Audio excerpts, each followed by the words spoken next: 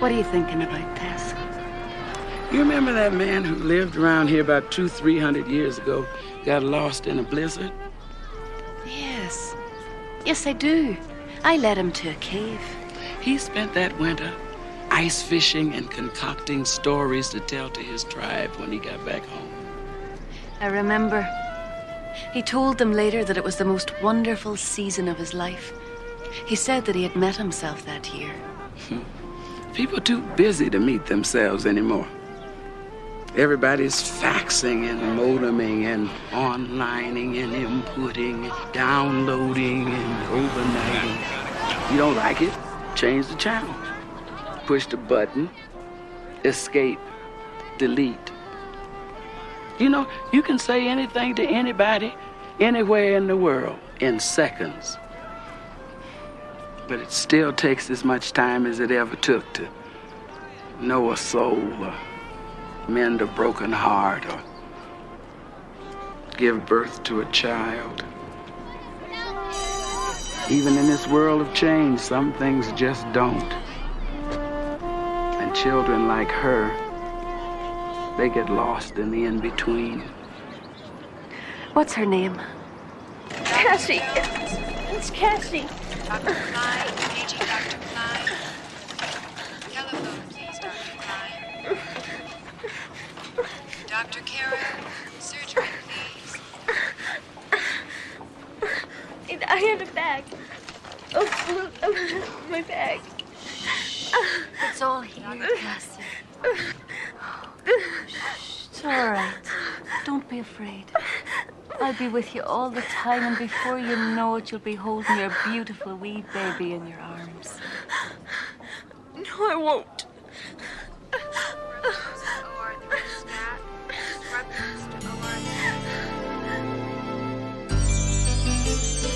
When you walk down the road, heavy burden, heavy load, I will rise and I will walk with you. I'll walk with you till the sun don't even shine. Walk with you every time. I tell you, I'll walk with you. Believe me, I'll walk with you. Keep breathing, Cassie. It's almost over. I can't. It hurts. I know, love. I know, but you're doing so well. Cassie, is there anyone outside you'd like to have in here with you? I don't want anyone to see me like this. I just want to get it over with. Oh, another one's coming. I can't do it. I just gotta get out of here. Take my hand. Cassie, take my hand. Is that your flute over there? Do you play in the orchestra in school? Cassie, I want you to imagine right now that you're playing a beautiful flute solo.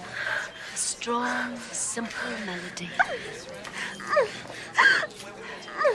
Can you hear it? And now the melody is joined by an oboe and a clarinet and a horn. Listen. Listen. And now the strings take it up, playing faster, driving the tune into a wild symphony. And the percussion arrives, and the whole orchestra crescendos into a powerful wave of sound that the flute is cresting way up on the top of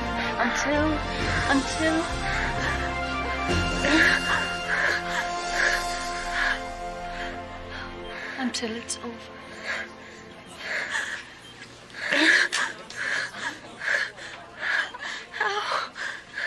I'm glad you're a classical musician. I don't think we'd get the same effect with heavy metal.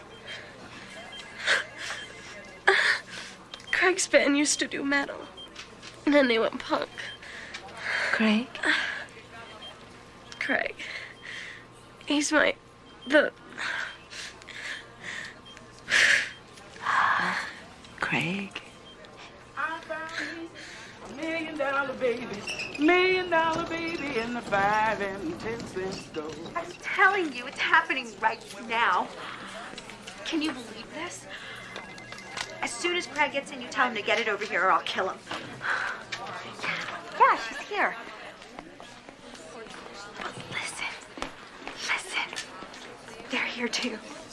Them. The parent people. Joanne. Hi. How long has she been? She went into labor about 6 hours ago. They say she's really close. Is Cassie all right? Cass? I haven't been in there. She wants to be alone, I guess. It's strange, isn't it? The happiest day of our lives must be one of the hardest ones for you. Oh, it's, I never had a grandchild before. It's just a little tough to get one and lose one all on the same day. But you and Cassie are always welcome in our home. You know that. Oh, I'd better call my manager. Looks like I'm not going to make my shift. Shannon, you call your mom and tell her you're here? She's getting acrylics done on her nails tonight. Who's having the baby? Well, we're not calling it having a baby. We're calling it giving birth. Really? Yeah, it's a temporary situation. See, my friend, she's giving birth. They're getting the baby. Actually, I was very instrumental in the whole selection process, you know. Really? Mm-hmm.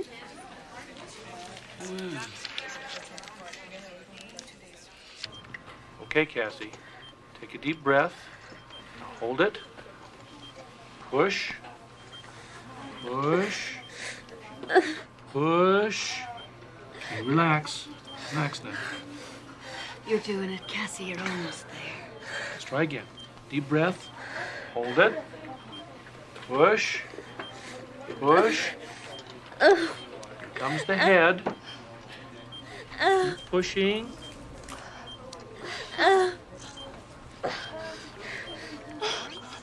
It's a girl. I know. Oh, I've never seen it from this side before. Oh, isn't it something? How long have you been working on OB? Don't remember seeing you around here before. But I've been working upstairs. Can I please get out of here now? Don't you want to see your baby, Cassie?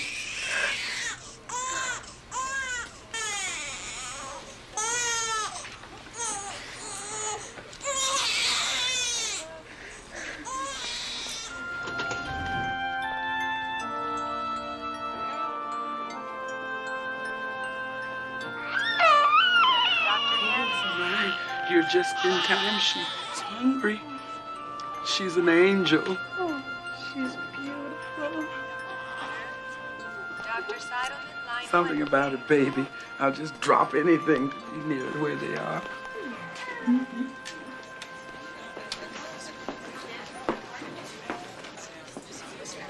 Amber says don't worry about cheerleading practice because they're pushing tryouts back for another month. That's a whole 4 weeks to lose weight. And Randallin, she says hi and you owe her $20, but don't worry about that. And Jane Gerberding, she's being the typical snob that she is and says that you should... Hi. Hi, Craig. Nice of you to drop by. So, where were you last night while this poor woman writhed in agony? Shut up, Shannon. I left the gig as soon as I heard, but the van broke down about 50 miles outside of Fort Harris. How was the show? It's great. I mean, they were really into it, especially the new songs. Cool. This is Craig. Hello, Craig. I've heard a lot about you. Yeah, well, Monica got me through last night. She's really into music. oh, yeah? Well, I used to be in a choir. I'll be outside if you need me.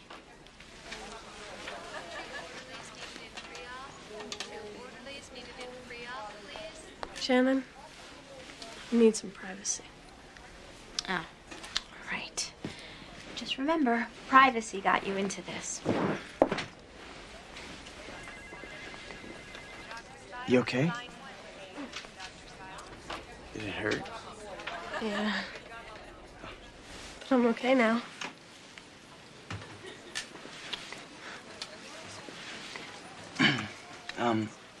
The guy last night who owns the club, he really liked the band. And he wants us to play for 6 weeks straight. In Fort Harris? Yeah. I mean, it's not LA, but this guy owns clubs all over the place. If he likes us, we could be on the road for a year. The only problem is I have to go back tonight. Well, that's wonderful. I'm really proud of you. But you could come and visit or something, you know, on weekends. If you want. I mean, it's a long haul, but when you're ready, you know, after this. I think I saw them. The Feldmans.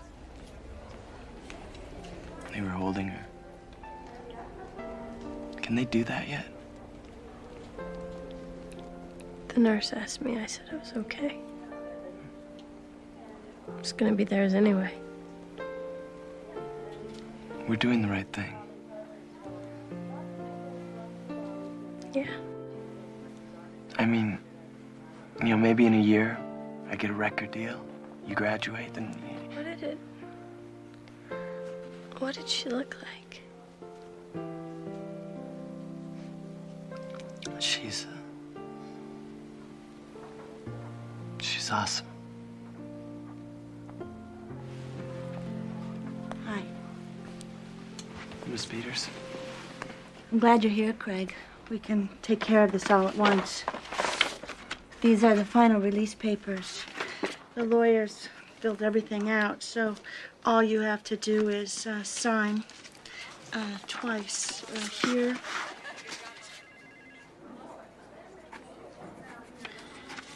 And here.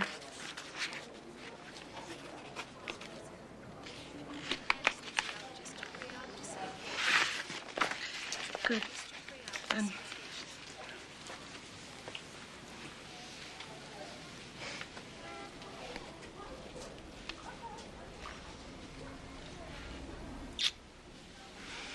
I'll call you.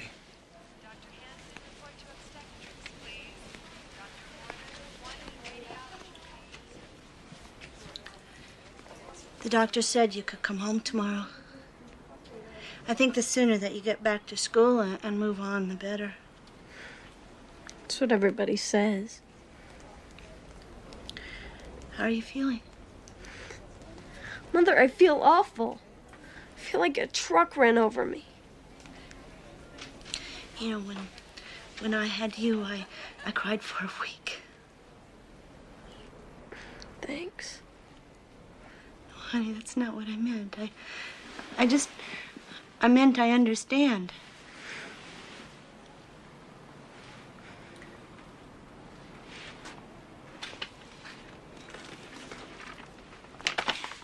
See you tonight.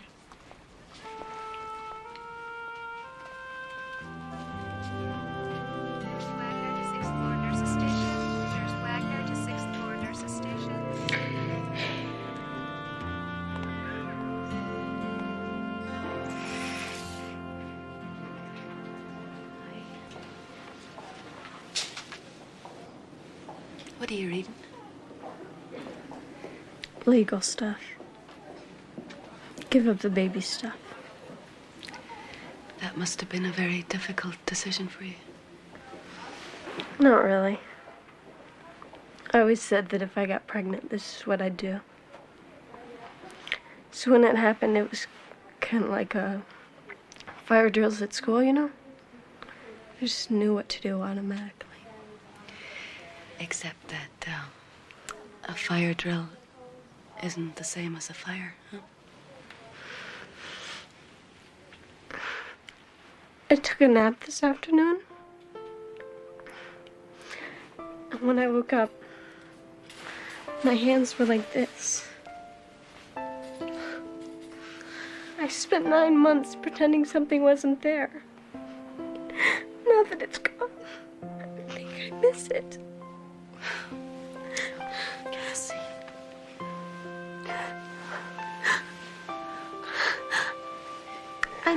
not supposed to see the baby. Because then I won't want to give her up. And the baby won't want to go either. But all I can think of is that down that hall, there's a part of me that I may never see again. What's it gonna be like in 20 years if I never saw her? What's it gonna be like if I did? What should I do? Cassie, that's a decision that only you can make. But I believe that if you truly make that decision out of nothing but love, it will be a decision that you can live with.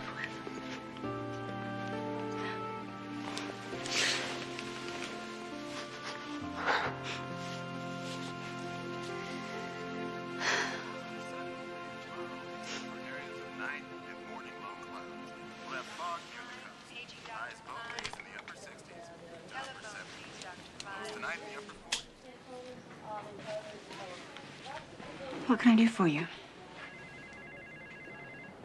I'd like to see my baby. Sure.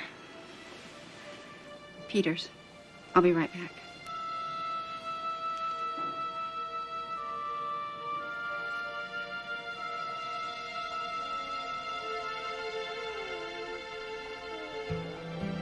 You're real.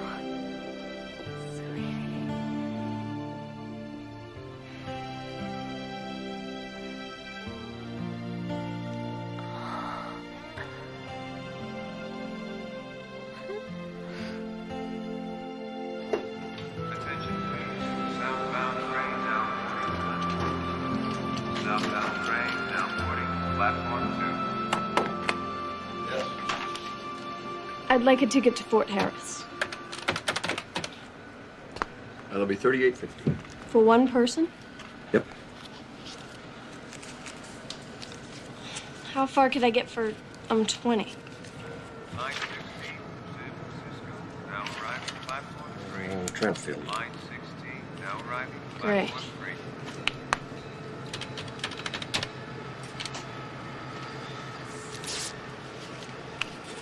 Thanks. Okay, baby. Let's go see your daddy. Good morning, Cassie. Isn't it a lovely day?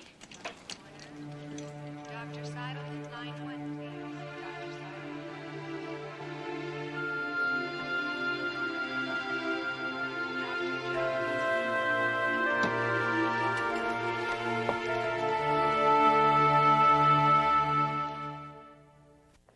She must have said something to you.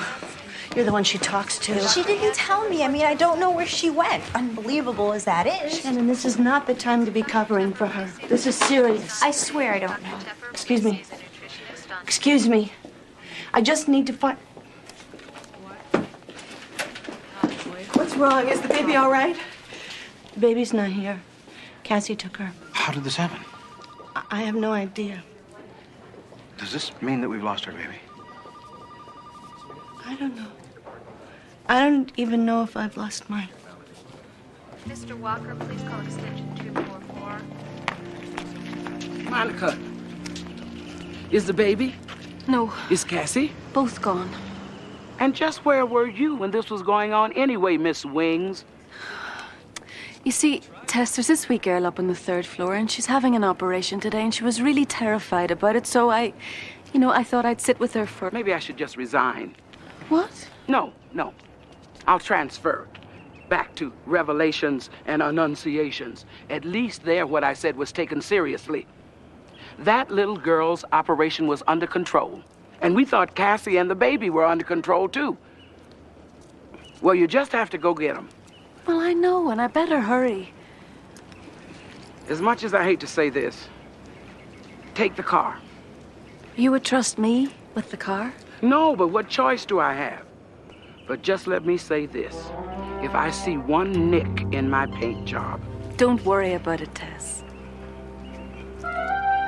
Just give it a little gas before you start it. Not a lot or you're flooded. And the left turn signal sticks. It'll be just fine. I promise. I'll take care of it. Now, better get going.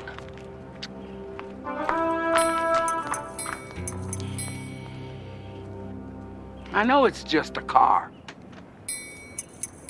but it's my car.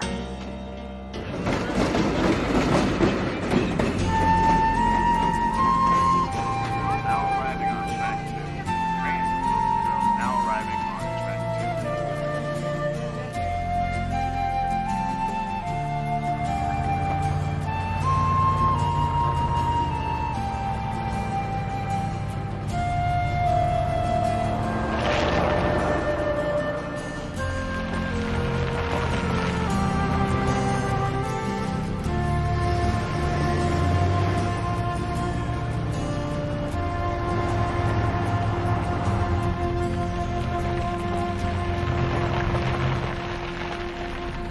Monica, what are you doing here?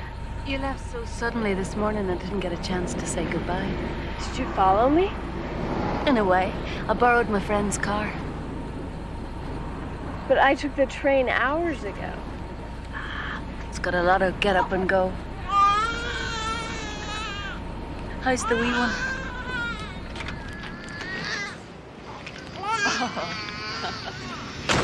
Oh, there now, darling. There now. Oh, she's lovely. What kind of nurse are you? Or aren't you a little far from the hospital? I'm a floater. I go where I'm needed. Where are you going? I'm going to see Craig. He's playing in Fort Harris. Fort Harris. Such an exotic sounding name. I think I'd like to go there. Do you want a lift? If this is some way of trying to get me to go back. No, it's a way of getting you where you want to be.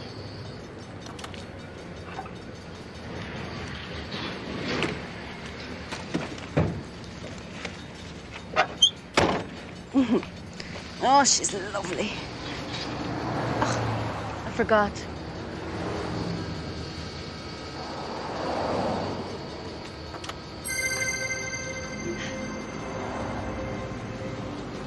Where did that come from? Oh, my friend. She likes to be prepared.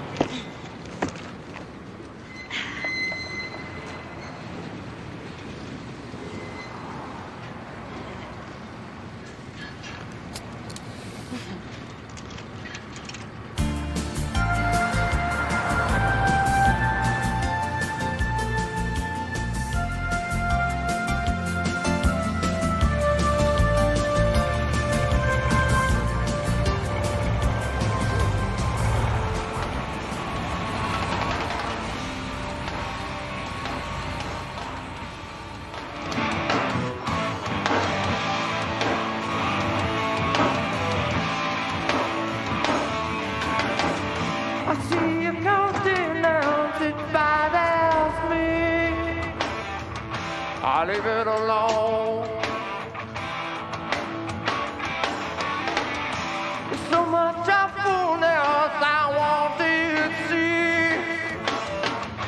But what do you want? Hold on, guys. I need a minute. Okay, guys. All right, take 5. Cass, what happened? I think I changed my mind.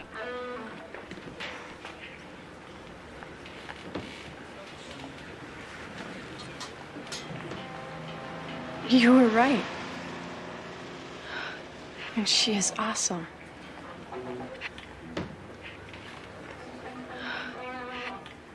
I think I'll check out the band. Hello. Hello.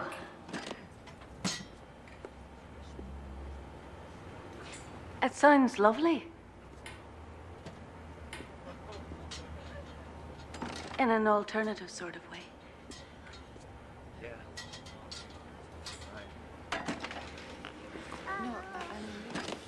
What are you doing here? I held her, Craig. I just couldn't let go.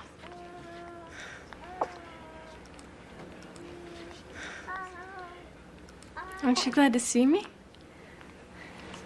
Oh, I'm sure. It's just that, we gotta practice. Hey, kid, want a drink? Cool it, man. Come on, Craig. I mean, can't we just go and talk? Cass, I can't go anywhere. I gotta practice. Craig, you've got responsibilities now. Grow up. Act like you're supposed to. You're a father now. Oh, come on, Cass. No, Craig, you come on. I signed the papers. And I gave her up. I thought that's what you wanted me to do. Well, it's obviously what you wanted to do. Cass, I love you. It's just that... What? It's just that there's things I want to do, you know? Before I become a father. You already are one, Craig.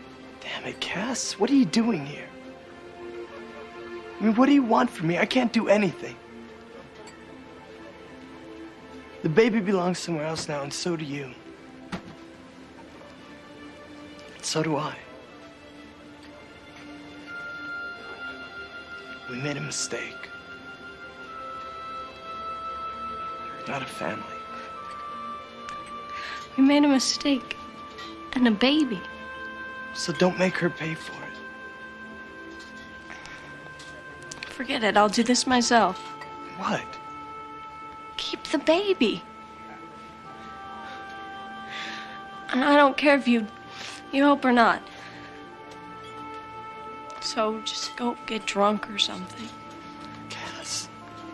Craig, just drop dead. Monica, can I keep riding with you? I'll be here as long as you need me.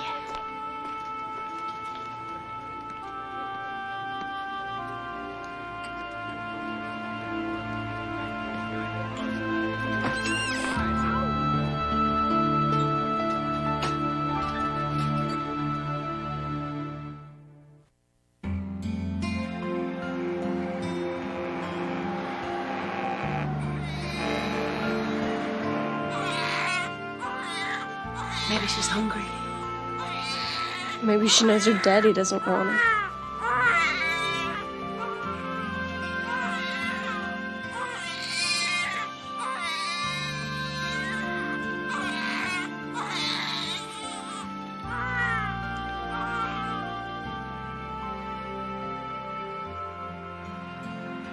What's today? Sunday. Do you have any kids, Monica? No. But to be honest, I've often wondered what it would be like. Changes everything. A few months ago, a few weeks ago even, I would have spent Sunday with Shannon at a mall or a movie. I'd practiced my flute for a while. I don't think I'm ever gonna have another Sunday like that. But the funny thing is, when I look at her, it's okay. Where are you going? Well, thanks for the room, but I can take it from here. Oh, Cassie, this is something you don't have to do alone. Well, if Craig's not going to be a part of it, there's no other way for me to do it. Why don't you call your mother? My mother doesn't care. She thinks I'm a screw-up. Maybe I am. Look, I'll get a job and I can stay here for a while. This place is pretty cheap by the week. I'll be fine. Promise.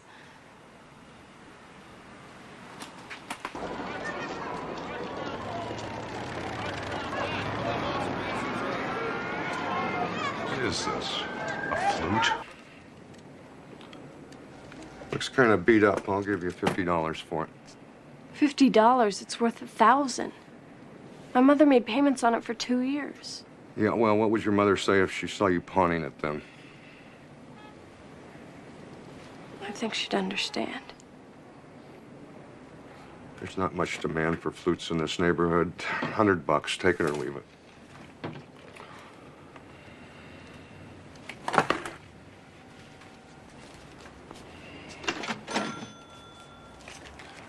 Little sister gonna miss hearing you play that flute. She never heard me.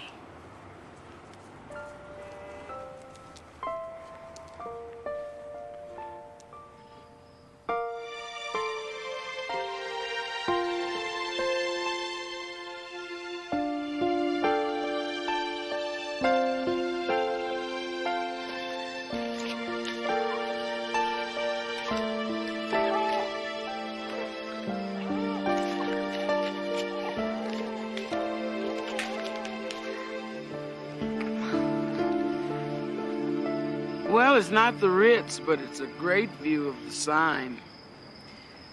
Oh, I wish they were somewhere else, Tess, but it's all she could afford. And only for 2 nights. After that, she's gonna have to start making some decisions. Tess, what am I supposed to be doing with Cassie?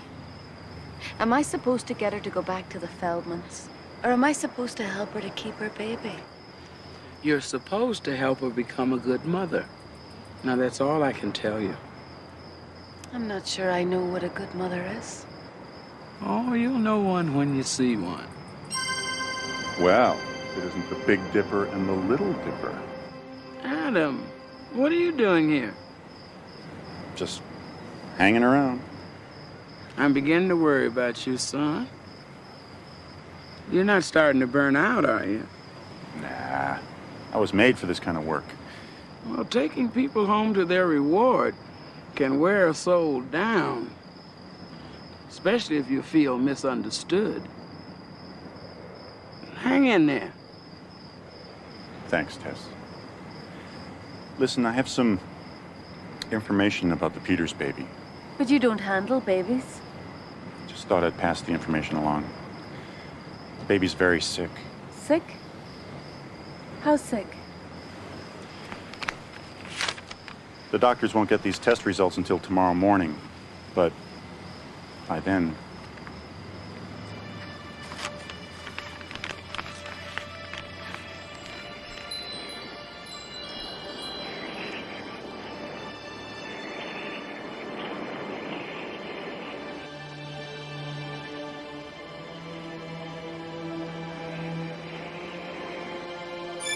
Cassie, wake up. Cassie, the little one is very ill. You must take her to a hospital. Cassie, wake up. Monica?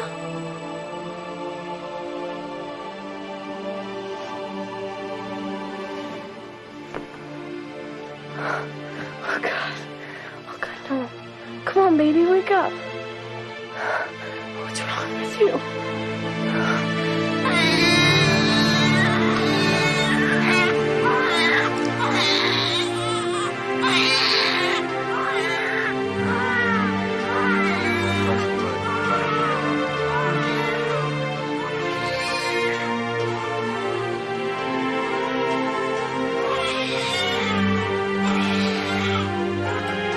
Dr. Cottrell. Dr. Janet Cottrell. Hello? Cassie, honey? Dr. Phil Parker. Emergency admitting. Am I right in assuming that you don't have any insurance? Insurance? No, I don't think so. Okay, well then I need to get your address and your phone number. I don't live here. I've been staying in a motel. Okay, well, I need the phone number of the hotel. I don't know. It's the Great Little Lodge. Get ready to the line. How about place of employment? I've been looking. Honey, do you know your blood type? No. Sit down. Roll up your sleeve. I'll need to draw some blood. Okay, are you an emancipated minor? I don't know. Well, where are your parents? I'm glad you got her in when you did, Miss Peters. She's a very sick little girl. Squeeze. Miss Peters, we think your baby has hemolytic anemia. What that means is you and your baby probably have different blood types. And your body has made antibodies against the baby's red blood cells. If there were some new red blood cells by transfusion, she could die. Die? You're very lucky you got in here when you did. After the baby's transfusion, she's going to have to stay in the hospital for a few days until all of your antibodies have been cleared from her bloodstream. The nurse is going to give you some consent forms to sign.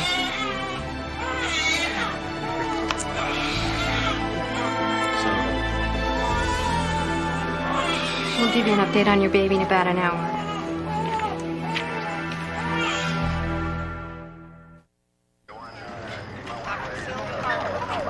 Emergency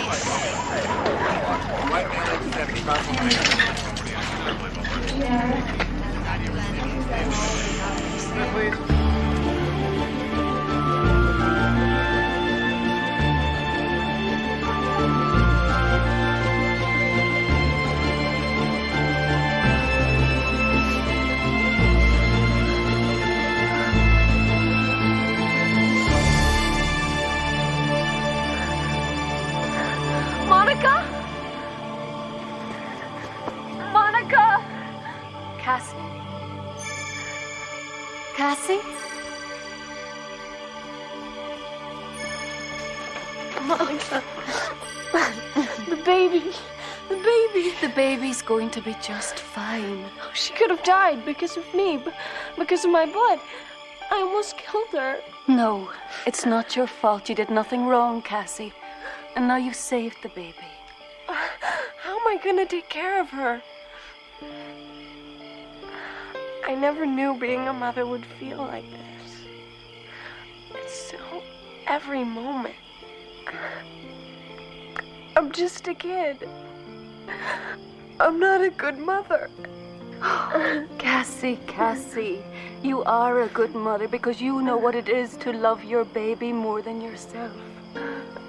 But how do I know the Feldmans are the right parents for her?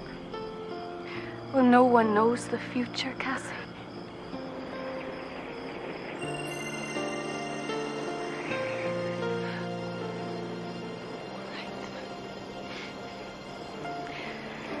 I can tell you this. Your daughter's going to have a wonderful life. She's going to have freckles just like you. And she'll have skinned knees and maybe a broken arm. But she'll win the 4th grade spelling bee and she'll become president of her sophomore class.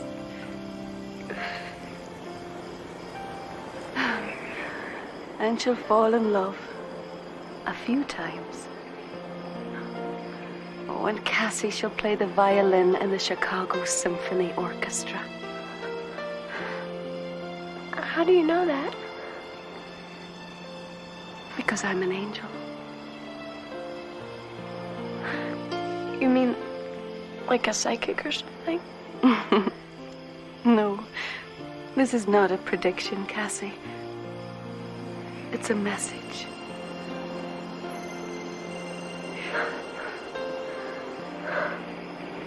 Do you remember when you were a child and you used to pray at night,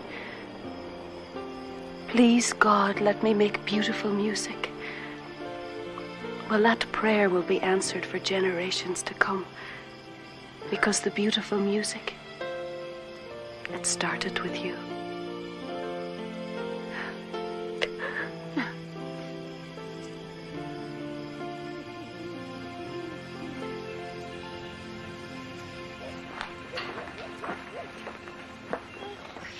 She's just gonna yell at me. Why don't you give her a chance? Come with me? You found a mother for your baby. Now it's time to find your own.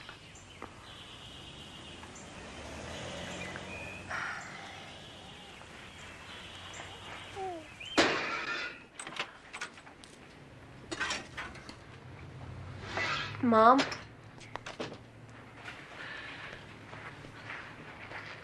Thank God. The baby? She's okay. She's outside with a friend.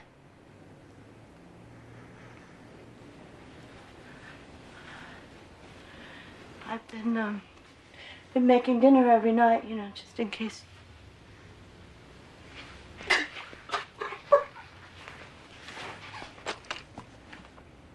I know.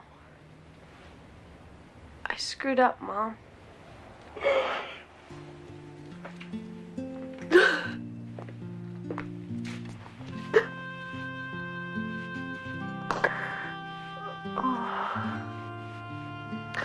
I don't know. Maybe you did what any other mother would do given the circumstance.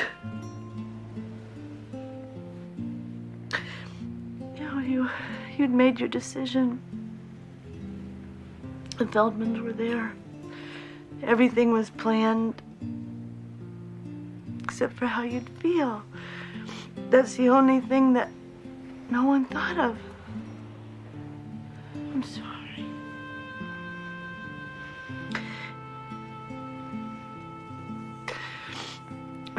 When I walked into that empty hospital room, I was so afraid that I would never see you again. And I knew how you must be feeling.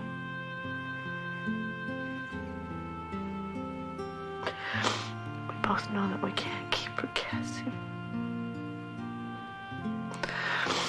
But I will never, never blame you for wanting to. Oh, Mama. I'm gonna miss her so much.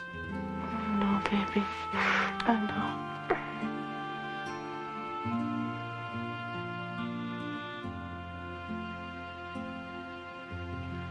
Baruch atah Adonai Eloheinu melech olam, שהחיינו וקיימנו והגיענו לזמן הזה.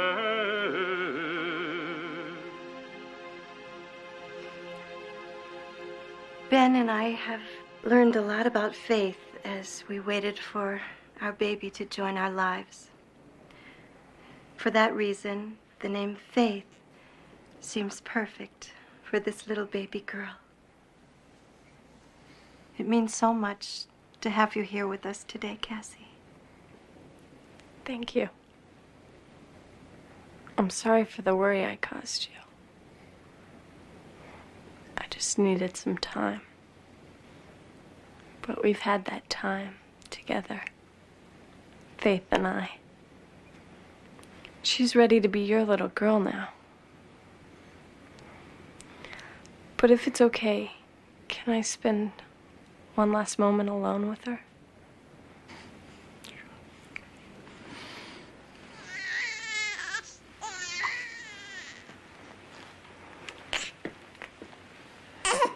I'll never forget you. I hope not.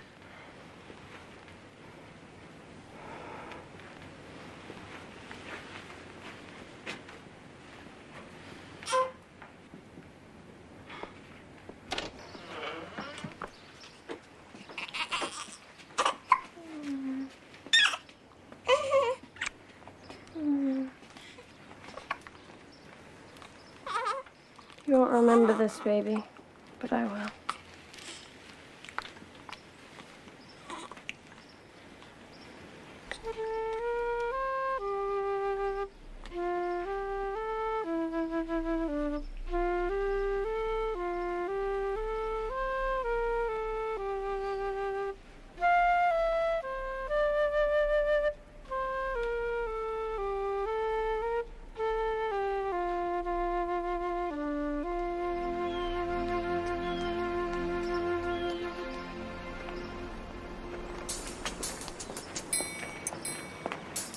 Then you got your assets, liquid and non-liquid, plus your odd dividend or two, and several very chancy global mutual funds. Do I really need to know all this? Honey, you are plunging into the lion's den. You're gonna be dealing with a lawyer. Well, then shouldn't I be learning more about the law? Oh, baby, this isn't about the law. It's about a man who happens to be a lawyer who handles estates, wills, inheritance, the things people leave behind that they think are important. The poor fella lives in fear of anything that isn't signed, sealed, and delivered. Oh, Tess, I wish you were here. I've never dealt with a lawyer before. Well, get used to it. They make up a lot of our business. Now, I'm still going to be hung up here for a while with this TV anchor man. I'm having a devil of a time convincing him he's not the second coming. Now, get going, baby, and remember, God loves lawyers, too.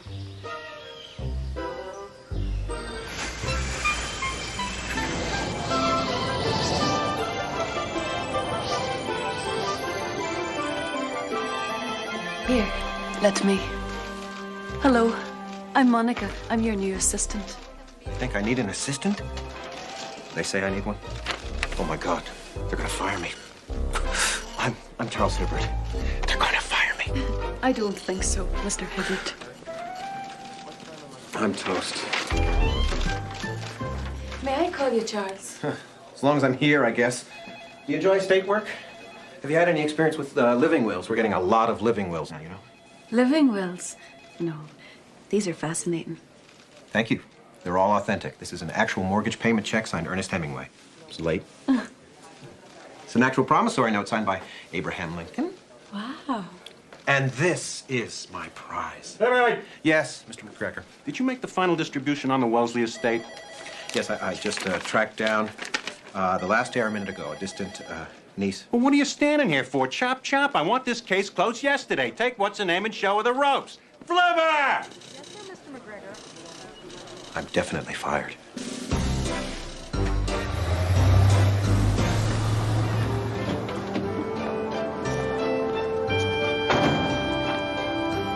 Boy, that was fun. Driving along?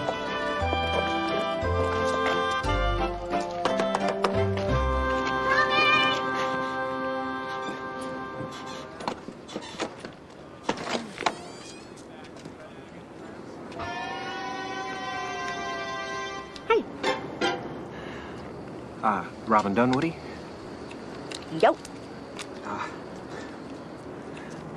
My name is Charles Hibbert. I'm a lawyer with McGregor & Will. We represent the estate of your late Uncle Wellesley. I don't have an Uncle Wellesley.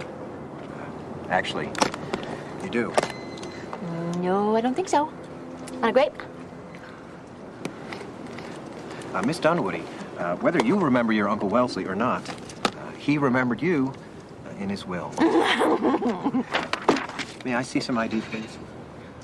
I have an Uncle Wellesley.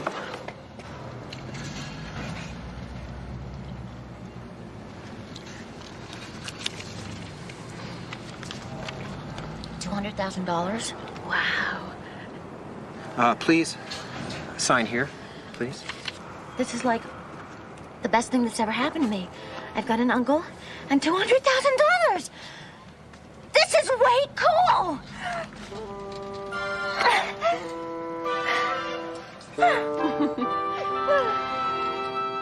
Oh, look at that signature, huh? Big round O's, curly Y. She'll probably put it in straight savings at 2.25%. I think she's rather nice. I'm glad that we met her. Well, I'm just glad I finally did something to get on McGregor's good side. Oh, Mr. Hibbert? Yes, Mr. McGregor. I'd like you to meet Robin Dunwoody. She's been out of the country until recently. Robin Dunwoody? Yeah, you idiot. She's Wellesley's niece. You gave the money to the wrong woman. Oh, dear.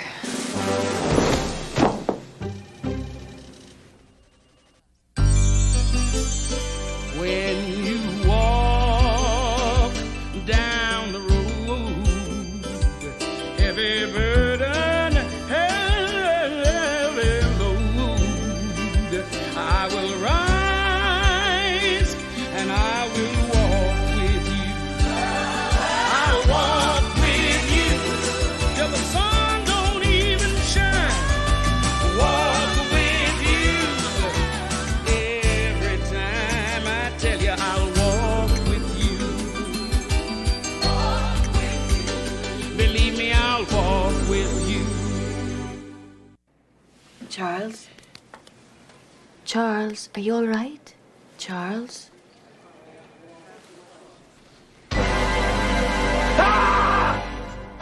Oh, Mr. McGregor, I don't know what to say. I do. You're fired. Thank you.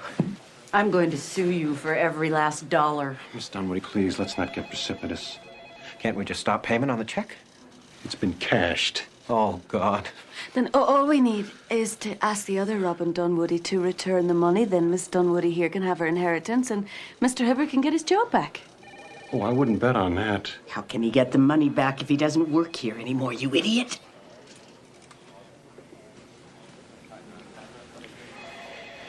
How do you propose to retrieve the funds, Mr. Hibbert? Well, just give us a chance. I can tell that Charles has a plan brewing right now as we speak. Get the money. You can have your job back. Thank you, Mr. McGregor. I assure you, nothing like this will ever happen again.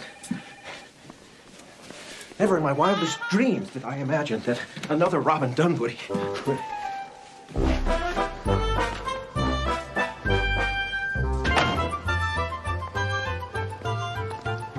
She better be here.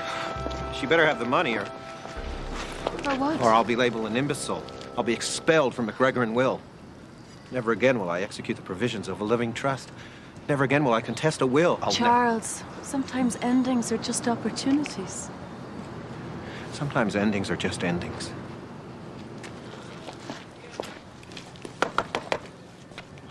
Miss Dunwoody, I need to speak to you. It's urgent. Miss Dunwoody, it's Charles Hibbert. There's been a slight mistake. She don't live there no more.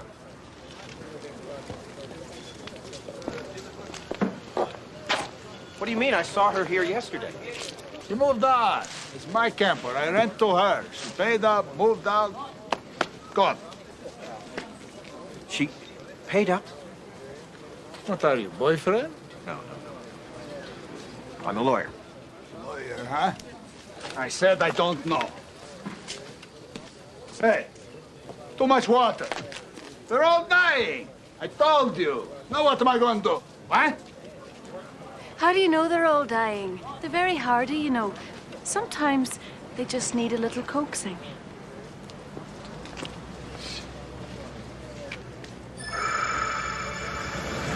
Dying is dying. See?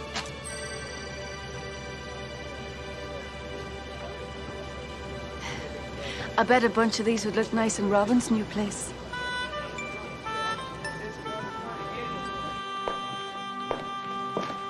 $2,500 square feet, say $350 per square foot. First and last month down, a security deposit. Oh, my. Well, at least she hasn't decorated yet. What's the wall? Delivery for Robin Dunwoody? This does not bode well.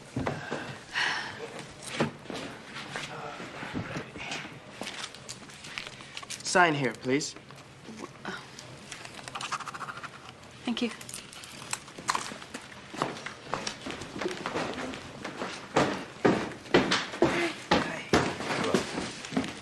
Oh, hi, you guys. Oh, cool. It's here. Isn't it great? Reminds me of an old friend of mine. Miss Dunwoody, don't you ever lock your doors? You know, people get killed that way. When I lived in Bali, we didn't even have doors. But thank you for asking. Want a bite? Am I to assume you purchased these items with the money we gave you yesterday? Yes. It was incredible. All my life, I've wanted to spend an entire day in a shoe store and not even look at the prices. Well, I'm afraid you're going to have to give those back. Yeah, I know they make my calves look really fat. I have no opinion about your calves, but you see, There's been a wee bit of a mistake. that's right. You see, you're the wrong Robin Dunwoody. You don't have an Uncle Wellesley. No Uncle Willie? No. So, I'm afraid you're going to have to give us the money back. I thought you said it was mine. Well, I thought it was. But that's not my fault. You made me take it. Well, now I'm making you give it back. How much? How much? All of it. But I spent some of it. How much? Well, the shoes, the hang glider, the accordion. When I was a little girl, I had a kind of father thing for Myron Florin. You know the guy from Lawrence Welk? He played the accordion. Oh, and my sarcophagus. I've always wanted something Egyptian. Did you buy any furniture? No. So I was going to start with the sarcophagus and then just, decorate around it. So I guess I didn't spend that much. What are we talking here? Well, 70,000.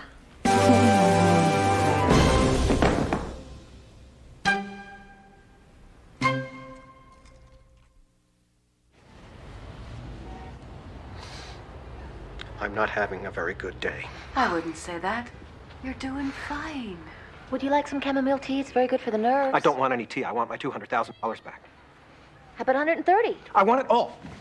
I want it all. I want my money back. I thought it was Uncle Wellesley's. You don't have an Uncle Wellesley. It would have been nice to have an uncle. Or something. Even somebody twice removed. I haven't had a lot of experience with relatives. Well, you're going to have a lot of experience with prison if you don't get that $200,000 back. Hey! You made me take it! God, I said I didn't have an Uncle Wellesley. You said, yes, you do. I said, no, I don't. You said, yes, you do. So here. Here's the money. Here's the rest of it. You've been carrying this money around in your purse? What does it mean when it's faster than you can blink? Miss Dunwoody. Call me Robin. Robin, I know how disappointed you are, but you see, Mr. Hibbert really needs to recover the entire amount of money. I know, and I would give it back if I could, but I told you I spent it. Well, then we'll just have to return everything. Everything? Yes, everything. I need a hand to take the pain away. I can't think about yesterday. I wanna see which way to go. Just get me to tomorrow, Sunday. I'm gonna find my way out.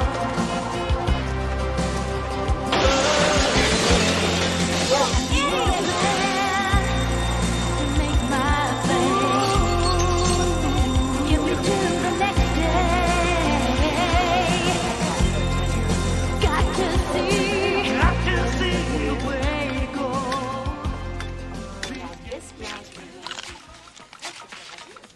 I'm sorry, but there's no food allowed in the store.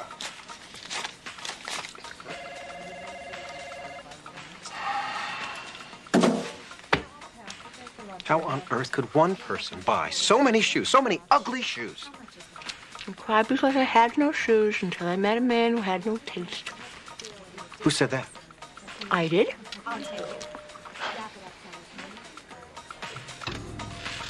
What are you doing, girl? You're not going to start prancing around in these sexy things, are you? No. Tess, isn't it amazing the different ways people think of to protect their feet? That's nothing. Look what they think of when they start trying to protect their hearts. Charles? Poor dear. I can't even see his heart from here. Then you just got to get closer. Let me see that one. Which one? Over there. That little red number. I could really do some damage in that. And 4. There you go, $1,254.62. Wait a minute. There's a pair missing. Oops.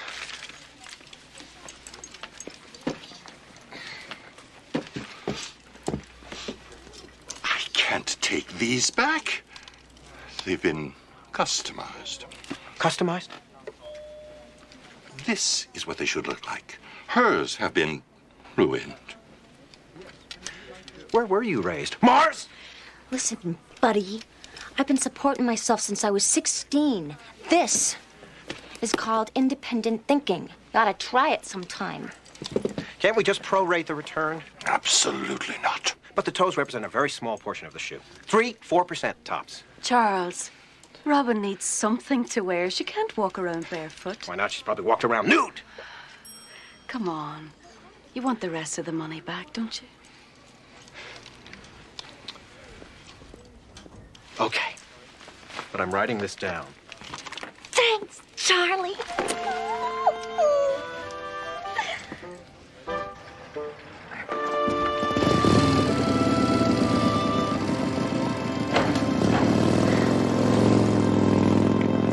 that building over there?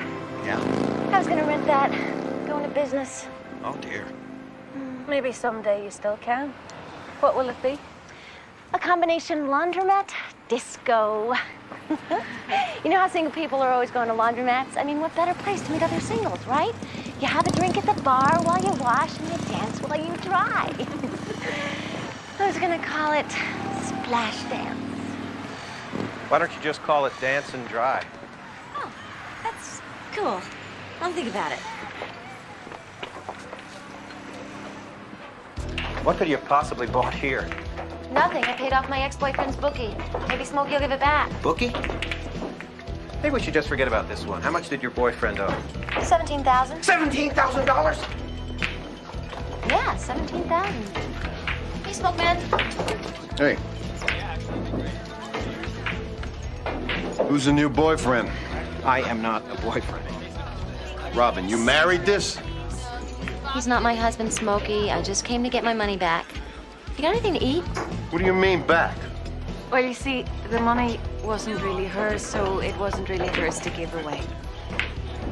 And so that's supposed to make me give it back?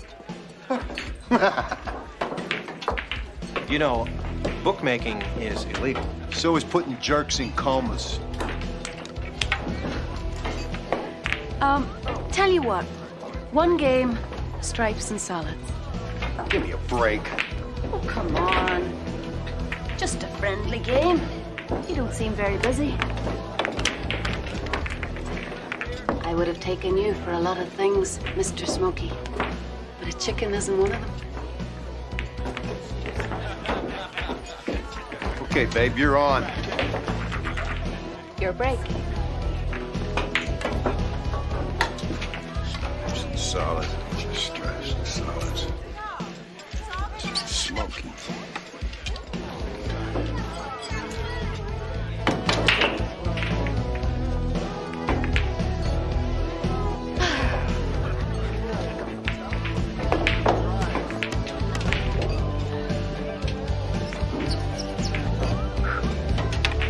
Okie dokie, Smokey. 4 ball. Side pocket.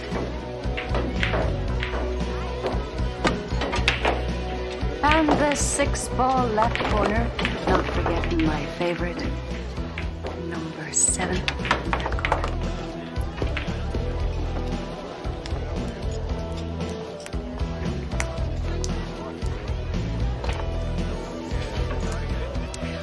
One and 3. Into the corner, into the 2 opposite corner. Into the 5 side pocket. Kissing the 8.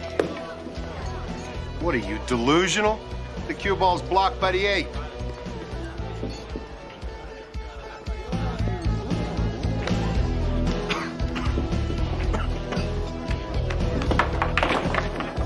Oh! Oh!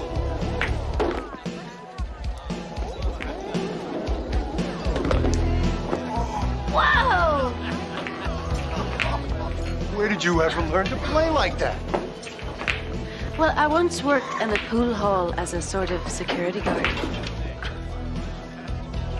I've been looking for a woman like you. I'd give anything to learn how to make a shot like that. Really?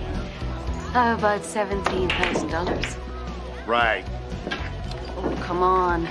With a trick shot like that, a betting man could easily make that back in a night. Tell you what. I'll have the money by 3. You show me this shot, I'll give you the money. 3 a.m. here? That's when things just start warming up, dude.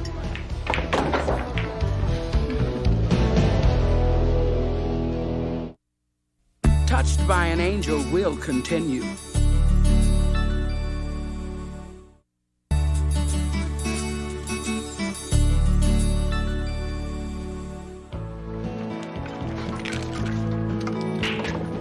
He's not giving the money back. I'm gonna die here.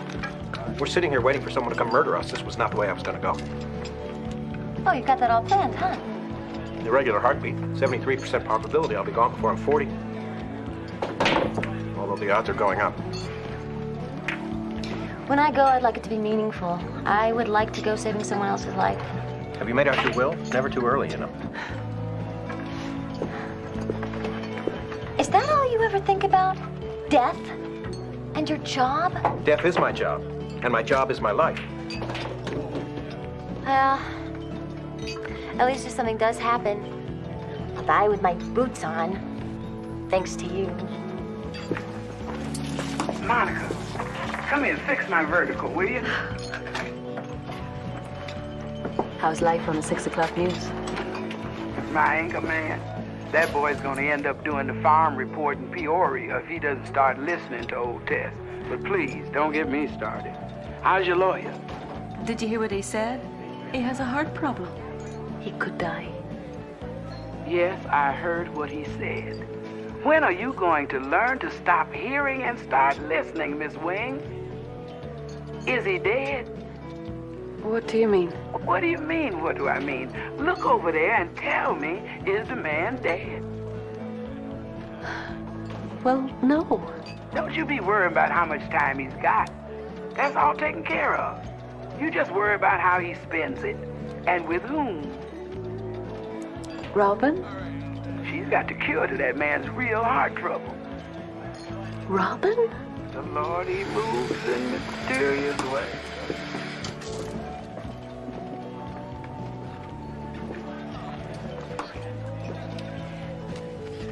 You know, I was thinking that there's no need for us to stay here until 3 o'clock. Maybe you two would like to go someplace, have a nice dinner, and we could all come back later. Well, once I leave, I don't know if I could come back. Oh, come on, Charlie. Let's get out of here. Go someplace nicer.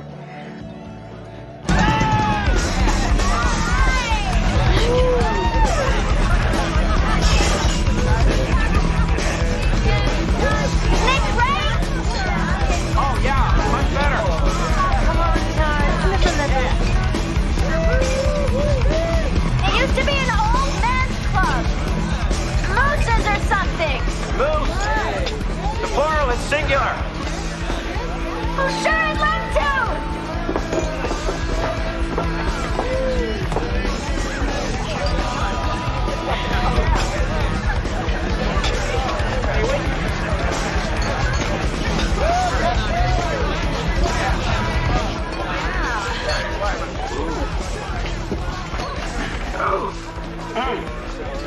I can't help but wonder which one of those kids I'm going to see later in Traction.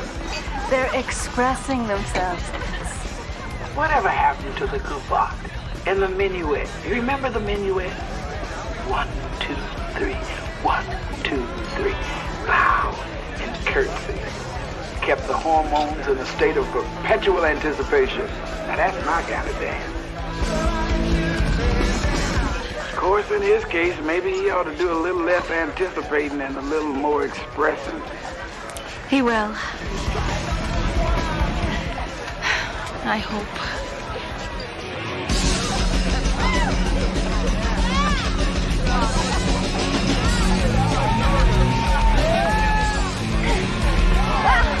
Charles, you're a madman out there. Am I?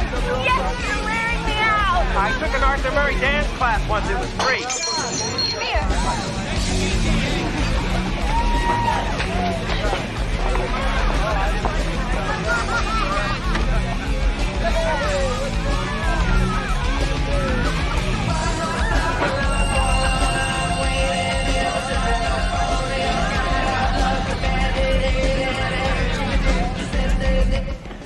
That's better.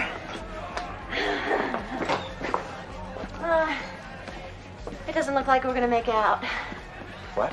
I'm hungry, aren't you? Are you always hungry? Wait a minute. Wait a minute. Yes!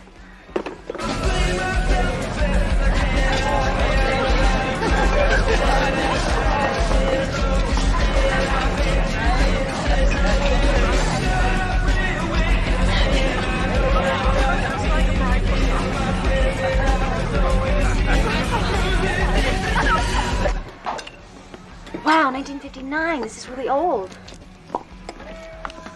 Not as old as the cheese. So just have the wine. Did you do the honors? Can I ask you a question? What do you spend your money on? Because I know you don't spend it on going out to clubs or on clothes Or sarcophagi. Sarcophagus, Latin, plural, suffix. You think I'm nuts? I think. How could you spend $17,000 to pay off somebody else's debt?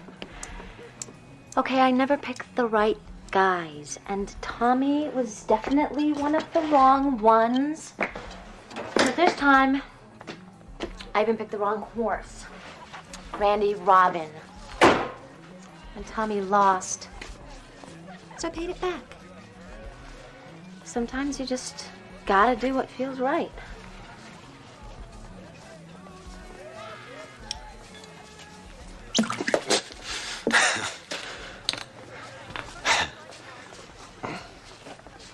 Autographs. I collect autographs. Like Elvis? I collect rare signatures of historical figures. I guess you could call it my secret passion. That's your secret passion, huh? Yeah. Signatures on monetary documents. My prized possession is Alexander Hamilton's personal expense diary. Boy, was he a spendthrift. What a waste. Alexander Hamilton, huh? I did a paper on him in college once. You did? You went to college? Yeah, political science. So you have Alexander Hamilton's petty cash book. Cool. So how much did you spend on that gun that he used in the duel with Aaron Burr? $7. $7?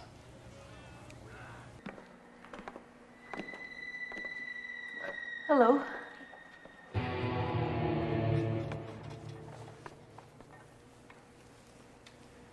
I thought you said it warms up here. Depends. So have you got the money? Oh, yeah. I'll tell you what, the chick teaches me the shot here. You go with Snake to his office, he'll give you the grease. Snake, will give me the grease. Yeah. This is really nice of you, Smokey. You ready, babe? Well,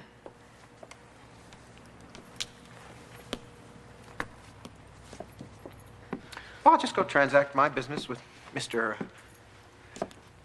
Snake. And I'll be right back. It's really very easy if you're at all familiar with quantum calculus as it pertains to geometry.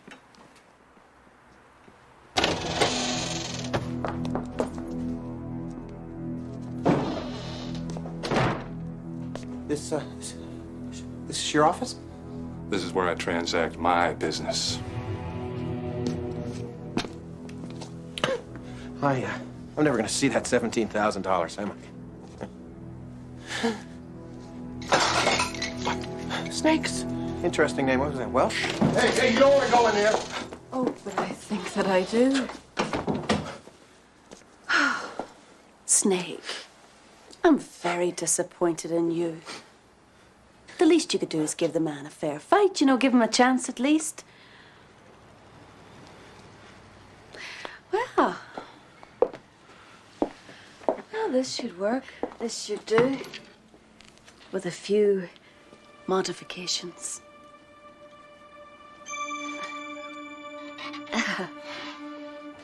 It's a shame that we have to go through this at all, considering that Robin's boyfriend never really owed $17,000 in the first place. Did he, Smokey? Randy Robin didn't lose the race.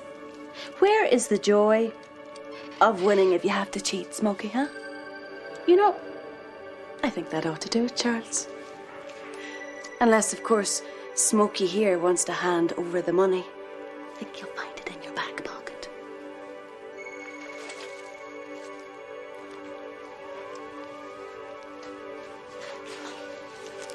Forget it. Come on, Snake, let's get out of here.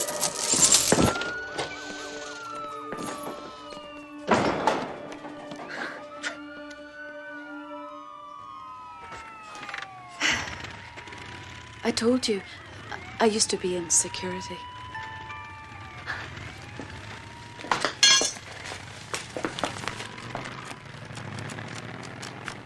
Well, it's there. 17,000. Only 20,000 more to go. I can't get it. What do you mean? It's gone. I can't get it back. I'm a lawyer. I can get anything back. Look, what if I took out a loan or something and paid the rest back a little at a time? Mr. McGregor wants the money back today. In 6 hours. What did you buy? A petting zoo? 3 years of psychotherapy? Or did you just bail another boyfriend out of jail? I can't give it back. I just can't. I'm sorry.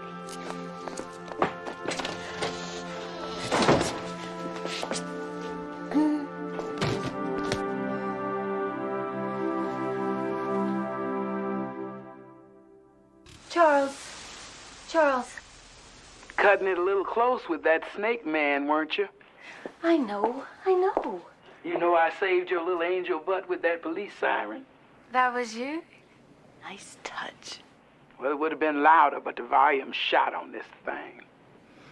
Tess, I'm worried about Charles. His heart could His heart is fine. Those are just panic attacks. But he just uses that old heart-skipping-a-beat business to talk himself out of life. That's all. Nothing's really wrong with the man's heart, except he's terrified of letting it out again. Again? Well, what if you ran away from home and nobody noticed? What if you gave away your heart and nobody cared?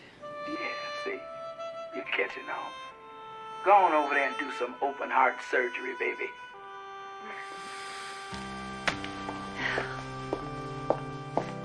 Charles.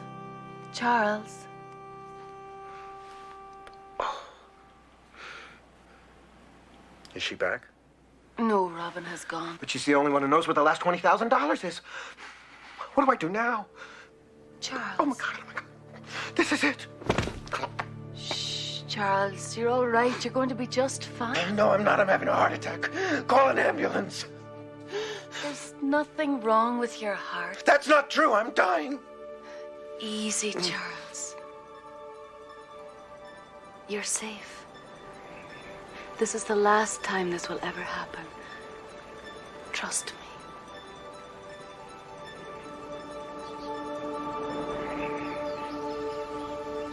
This isn't one of those near-death experiences, is it? In a way. But where's the tunnel? Did I miss it? You weren't that close to dying. And you're... An angel. That would be consistent with my experience. And what you said about my heart? Is true. You're fine. I'm not dying? No. All your life you've been afraid of life. And if you hadn't convinced yourself that you were dying, then you'd decide you were too fat or too short or too anything as long as it could convince you to hide. But God made you, Charles, and he knew what he was doing. You're not too anything, except almost too late.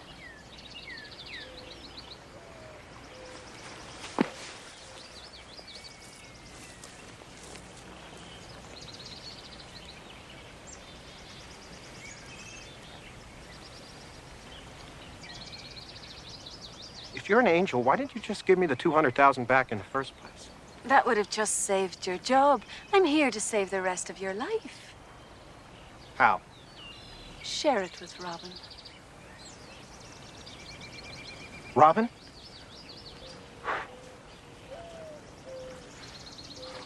Oh, I don't know. What do you mean you don't know? I'm an angel. I know about these things. She's absolutely wrong. She's wild. She's unpredictable. She doesn't have any major medical or any kind of retirement package. She's impulsive and...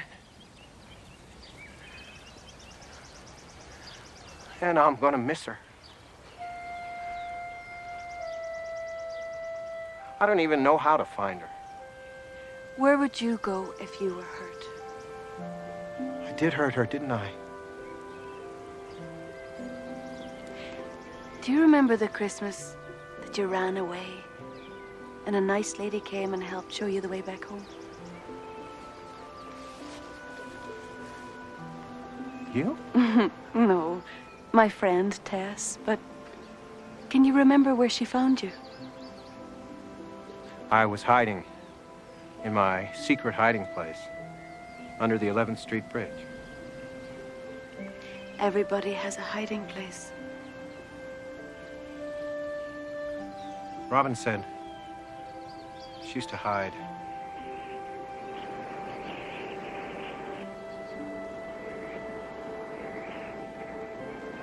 That's it. I know where she's hiding. Angels. See, facing east toward the sun. That's the orphanage. She said she used to crawl out the window and sit with the angels and watch the sun come up over the coffee pot, over there. See, that new building? There used to be an old coffee company there with a big billboard on top with a coffee pot that poured real coffee and had steam and everything. That's where the sun would rise. Come on.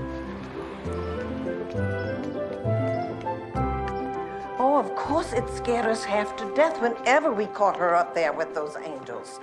I don't know how many times we forbade her, but, well, Robin has always been a headstrong young lady. I can imagine.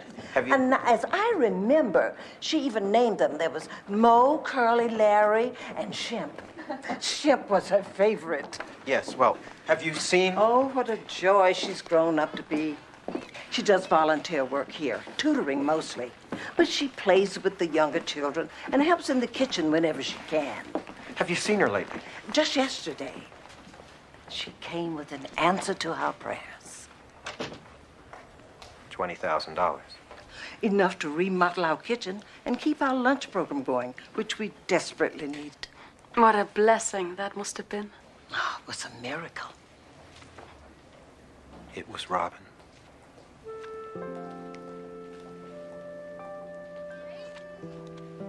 Now, what can I help you with? Well, we were just wondering if Robin... Well, actually, we don't need anything. Thank you, sister.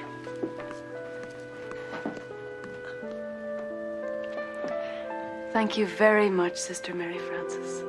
My pleasure.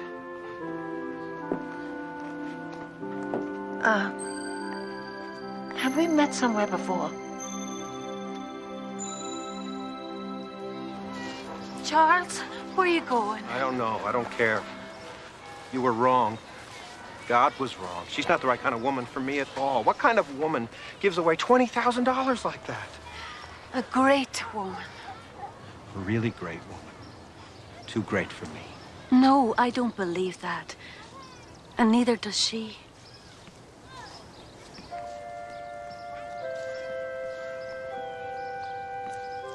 When did a living will ever make you feel like that, hmm?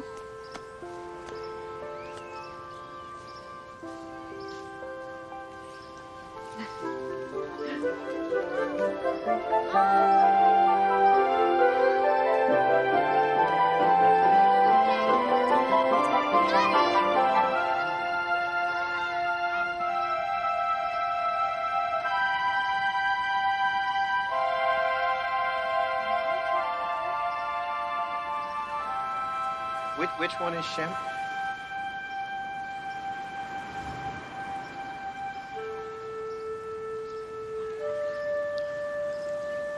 This one?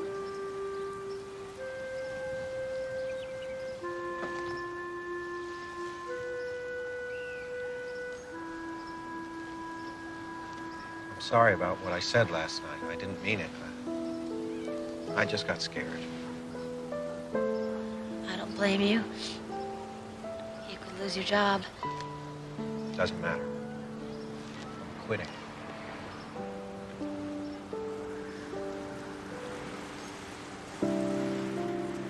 Sorry about the 20,000.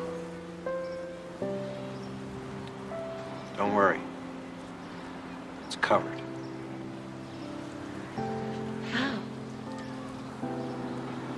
gonna sell my Alexander Hamilton expense book. You don't have to do that. Sometimes you just gotta do what feels right.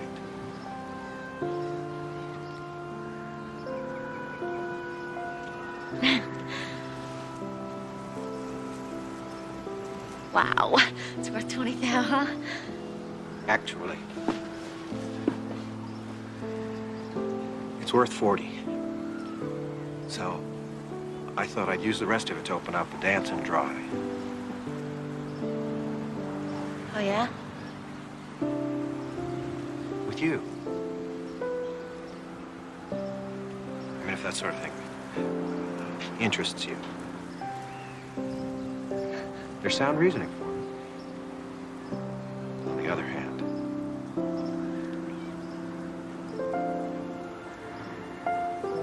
I love you.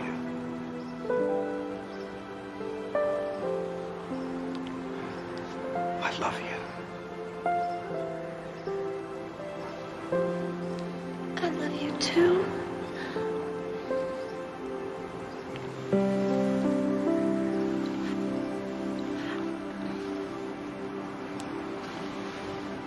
That's how it goes.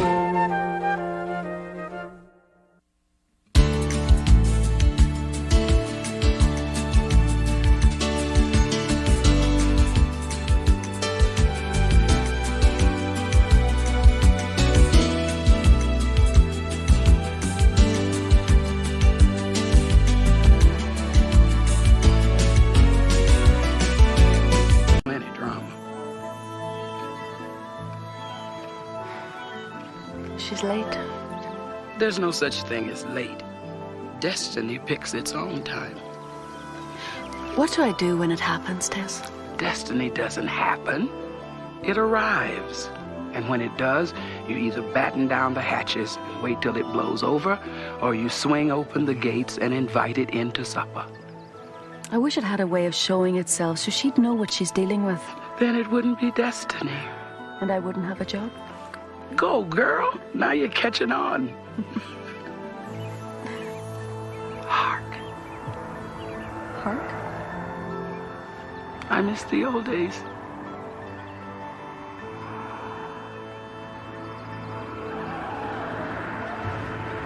I need to talk to you. We need to talk.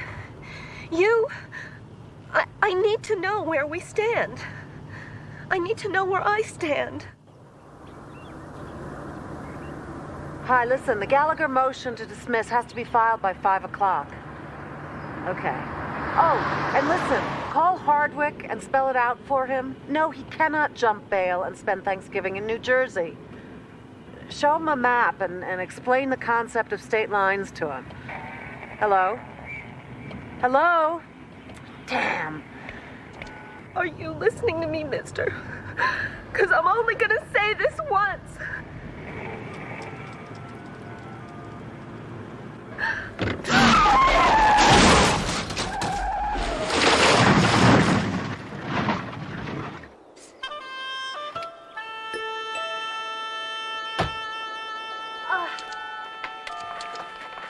Hello?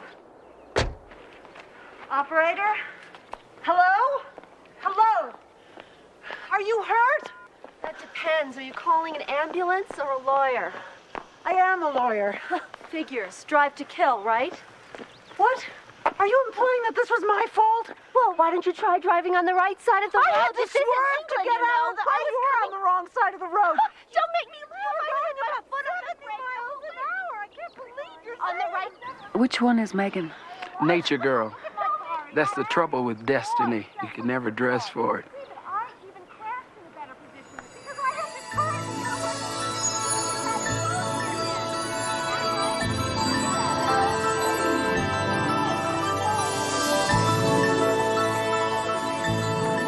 Maybe we could invite it to dinner. It's nice, baby. It's really nice.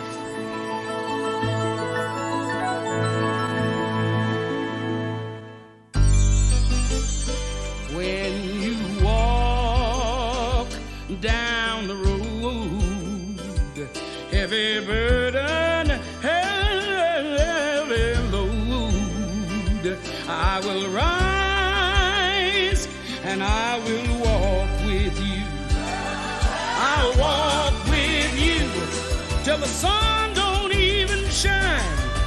Walk with you every time. I tell you, I'll walk with you. Believe me, I'll walk with you.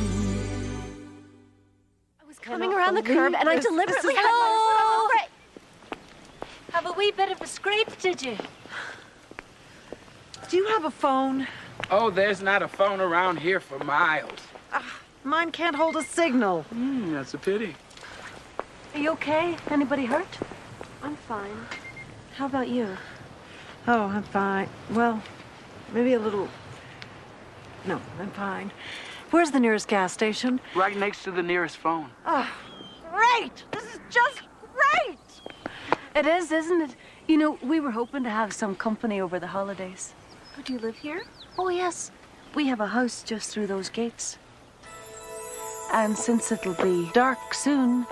Do you have a car? I have got to get out of here. If she has a car, I have as much right to it as you do. I had the right of way, the right lady. of way. What are you talking about? You gave Are you kidding? Please. The car isn't here, and the phone hasn't been put in yet, and hardly a soul ever comes down round this road. But we have good food, we have warm beds, and we have a great fire in the hearth. You're very welcome to spend the night with us. Tomorrow is Thanksgiving. Let's just be thankful that you lived to see it. Is anyone expecting you for Thanksgiving? No. I thought I was spending it with my boyfriend, but plans changed. I was on my way back to the city. I don't know how I ended up on that road. No service, no service, no... I'm roaming. I'm roaming. I'm roaming. I'm roaming. That's a llama. Who are you? Dr. Doolittle? Wow, I used to dream about a place like this. What is that, cedar? Mm-hmm. Cedar in the hearth, fire in the soul. I love the smell of cedar. Yes.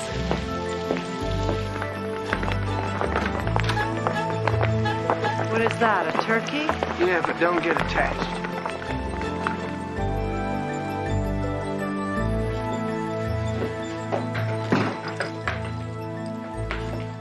Your room is on the top floor, and yours is at the top of the stairs. Excuse me, but before we all split up, I think that I must insist that we exchange driver's license and ID. Do you really think that's necessary? Relax, counselor. We'll get it.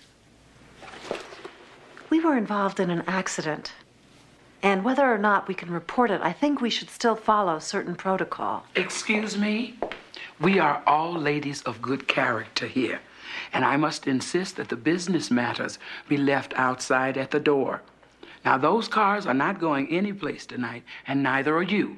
So let's just play nice. My name is Tess, and this is my friend Monica. And you are? Susanna. Susanna. Susanna will do just fine. So you must be? Megan. Megan, nice to meet you. Welcome. Make yourselves at home. Whatever you find, you may use. Dinner is at 8, and bring a new word to share with the others. Pardon me? A word? What is this, a game? Uh-huh.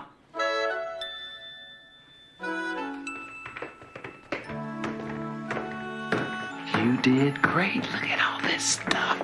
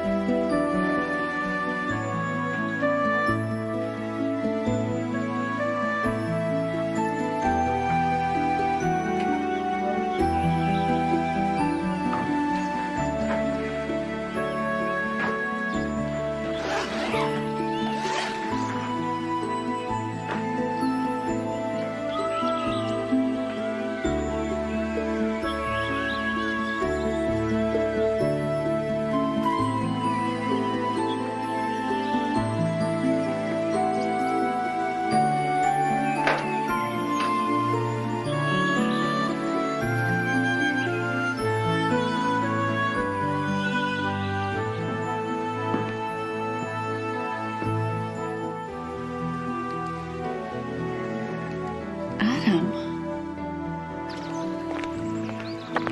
This is a very delicate business. You could throw off the whole balance. Oh, come on, Monica. It's Thanksgiving.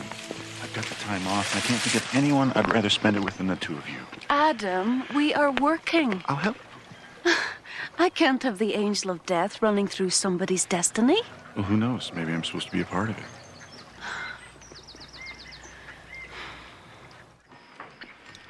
This is Adam, a friend of the family passing through. So I persuaded him to join us for the weekend. I'm sure that Thanksgiving will be very lovely, but I plan to be gone first thing in the morning, one way or another. That would be a shame. I'm meeting my husband, actually. He must be worried sick. I mean, we've never been apart for a holiday. Could you give me a lift in the morning? A lift? Well, tomorrow's a very long way off. Right, Susanna. We usually end our meal with a new word, and I'm ready to hear yours. I've got a word for her. Quittance. Quittance? I know that word. I use it all the time. Oh, what does it mean? I don't know. I just say it and people nod as if they understand. You're full of it. Yeah. Quittance. Repayment. Reparations. Satisfaction of payment. That's not a new word for you. That's legalese. That's cheating. I don't cheat. I've got a word. Rhodomontade. Excuse me? Rhodomontade. Hot air, pretension, bull. You know what, counselor? You've been working too hard. You may be right. I'm going to go to bed. Good night. Dinner was very nice. Well, I think I'll go for a walk.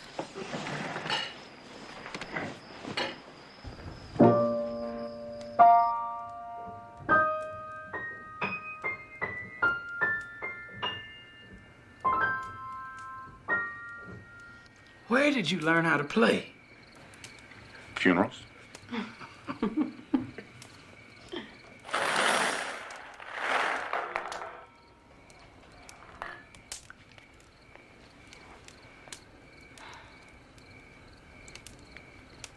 Describe your first love.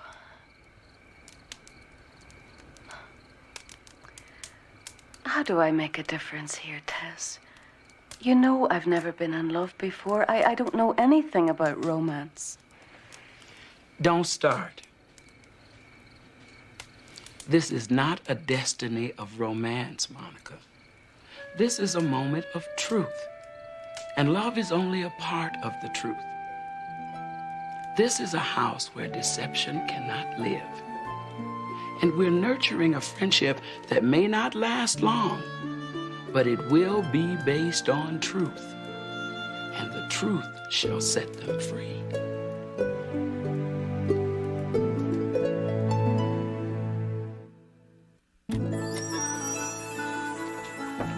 Good morning. Good morning. Did you sleep well? Great. Actually, really great. I found this outfit. I hope you don't mind. Of course not. That's what it was there for. It's beautiful. Thanks. Come on, baby. Sit over here by me. You loaned her an outfit? Mm-hmm. I left one for you, too. You did? I guess you weren't looking. You know, it's too bad you have to leave. There's nothing like a stroll through these grounds wrapped up in a nice, warm cardigan. I had a favorite old cardigan.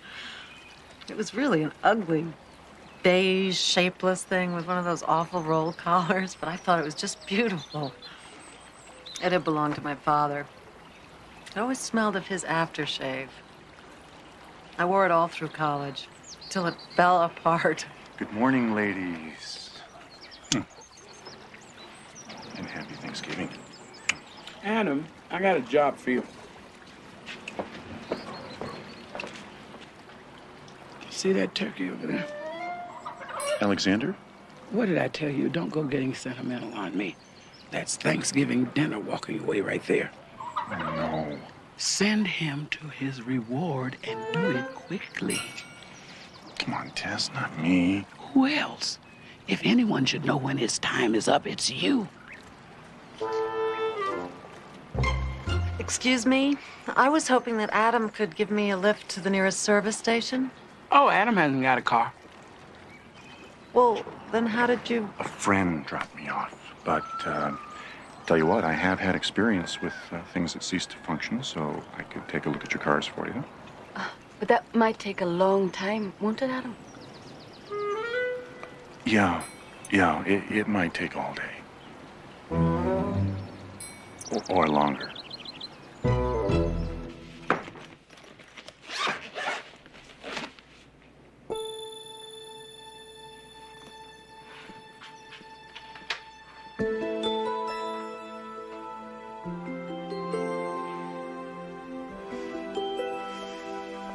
It's gonna take Adam all day to get that car in running order. Now, you can fidget around on one foot and get your bloomers in a knot, or you can put that on and make a day of it. Either way, it's gonna take the same amount of time. Dinner's at 8.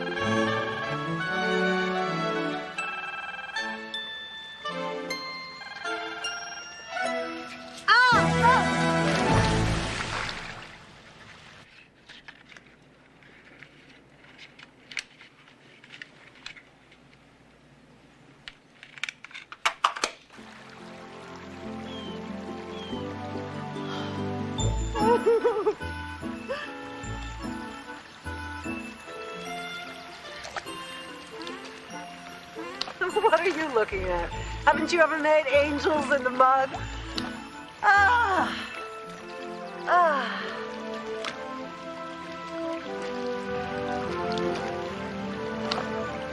Oh. Hold really still. It looks great.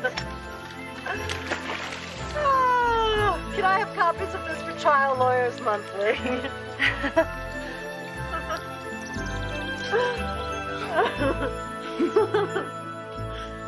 I think I've finally lost it. Sanity's overrated. That is the last place on earth that I expected to be on Thanksgiving. Posing in a pond in a wet t-shirt contest with a llama. Well, what happened yesterday? Did you get lost? I didn't think I was lost, but I must have taken a wrong turn somewhere. Story of my life. You ever wonder how that works? You go right instead of left. You cross the street here instead of there, and in a second, you've changed your life and you don't even know it. I met my husband on a street corner in a newsstand. I wonder where I'd be today if I hadn't stopped to buy a newspaper. He must be really worried about you. He never worries about me. Well, he ought to see you now. I'm really a mess, aren't I? No, you look very elemental. Very beautiful, actually. Really, trust me, I do this for a living. You've got a fabulous profile and this great quality. You should let it out more. My husband always says that. You have this great quality. He told me once that I was beautiful, but he doesn't remember because he was talking in his sleep. What about you? Do you have a husband? Boyfriend? Significant other? Significant nightmare. Ah, is that why you're alone on Thanksgiving? I always used to laugh at married people who would talk about their other half. Now I think I know what that means. If you find one, hold on to it, or it'll just slip away. And you don't know how to get it back. I'm trying to, but he's... Well, it's complicated. Well, it's always complicated. I had an accident, sort of. It looks like you had yourself some fun. It's all right. Just admit it. We've got more mud, more fun, and more clothes. So can I assume you'll join us for dinner? Well, Adam hasn't fixed my car yet, has he? I don't believe so. You have a fabulous profile.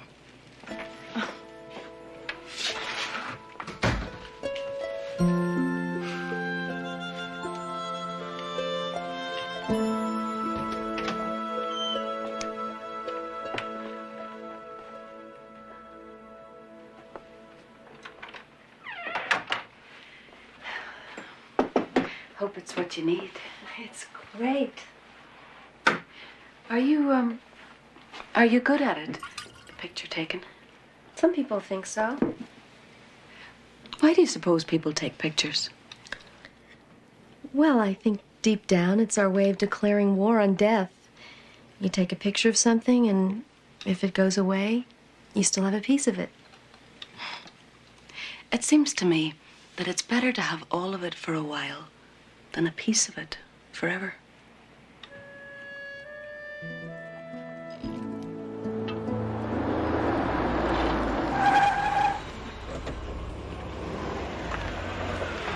Excuse me, where's the woman who was driving that car? She's fine. She's down at the house. What house? Just right through those gates. Just follow the road. Thanks.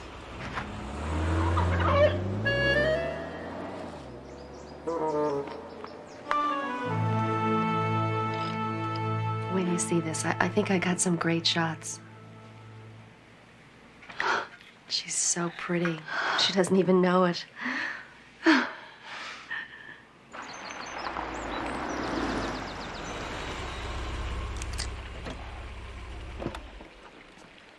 Excuse me. I'm looking for my wife. Wait till she sees this. She was supposed to meet me last night out near the lake, but she never showed up. I figured she got caught up in some business thing or something, but... Jack! Sonny, are you all right? I had an accident. Oh, a little one. I'm fine, but there was no phone. I thought I lost you.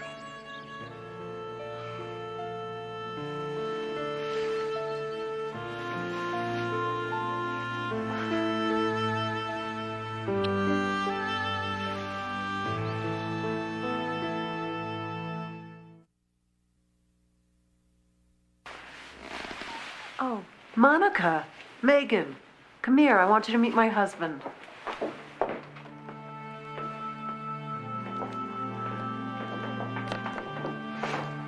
Megan, this is my husband, Jack. Hello. I just met your wife yesterday. It was an accident. Ah. Oh, well, it wasn't really an accident. I mean, nobody was hurt. But the cars aren't going anywhere right now.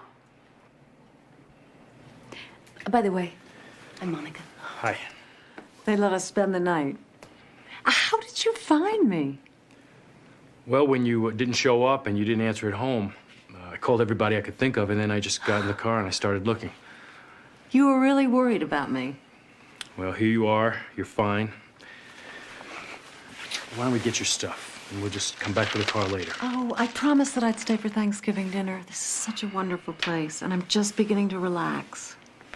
Can we stay? Look, maybe we should... Oh, of course. The more, the merrier. We dress for dinner. What size are you? 44 long? Yeah. Well, great. We should get started. Megan, could you help me with dinner? Come on, I'll show you around. I was thinking of making pumpkin pie. Unless you'd like to. I've never actually made pumpkin pie before. But it was either that or Tess is gonna make mincemeat. So, it's me, Tess, Adam, you, Jack, Susanna. Do you think that 4 squash would be enough? Jack won't eat the squash.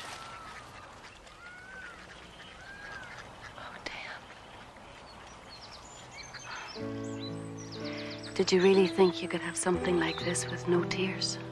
Does it show? Do you think she knows? I saw the picture of Jack in your room. We never planned it. You didn't stop it. I guess that after all the screwed up relationships I had with single men, I thought this would be safe, you know? No expectations, no surprises. Except there was this weekend a few months ago. Jack was able to get away on business.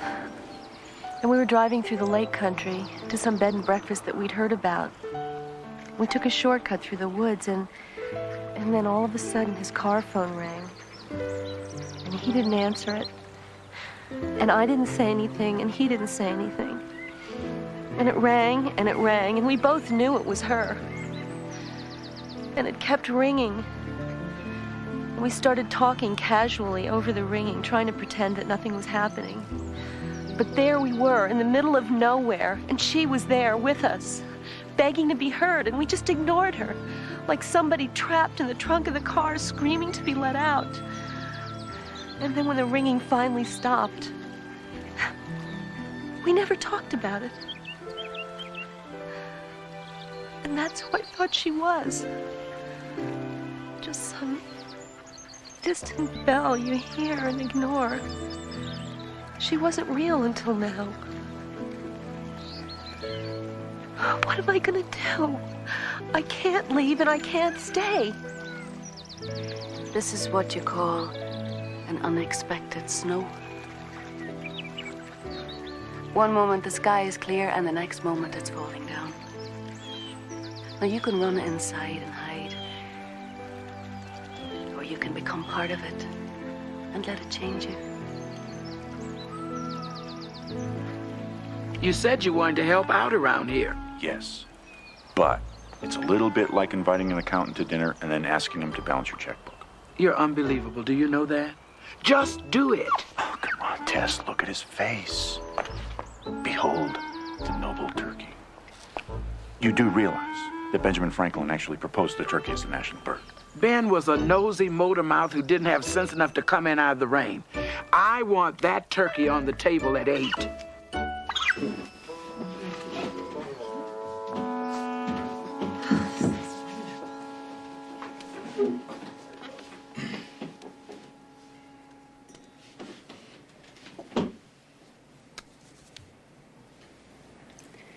We thank you, Lord, for this Thanksgiving meal.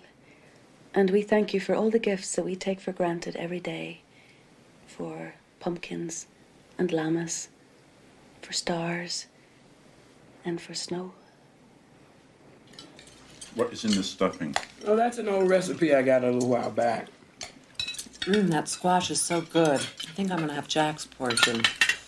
Jack doesn't like squash.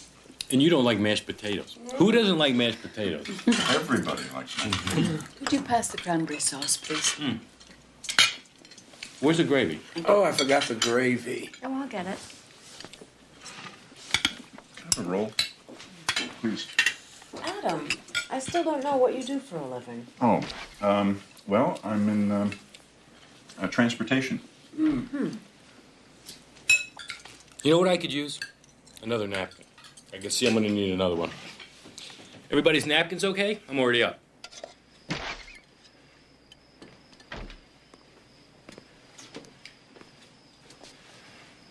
So how did this happen? I swear I didn't know who she was till you walked through the door. Why didn't you tell me Sonny's name was Susanna? What were we doing on this road anyway? I told you to take the interstate. I don't know. Look, I'm sorry. Are you okay? You told me she was an ice queen. She's sweet. She's wonderful. You don't give her enough credit. Look, this is crazy. I'm not gonna talk about this. I always thought you were miserable with her. I thought I was the one that was supposed to make you happy. Look, you do. You are. Let's just get through this. And what? And I'll work something out. You've been saying that for a year. Well, I know. It's just taken longer than I thought it would. Maybe there's a reason for that. And what's that supposed to mean? I always knew you had a wife. I just never realized you were married.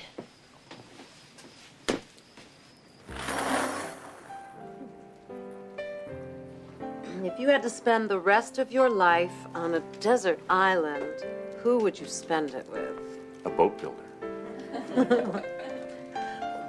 Who would you want to spend it with? It's okay. It doesn't have to be me.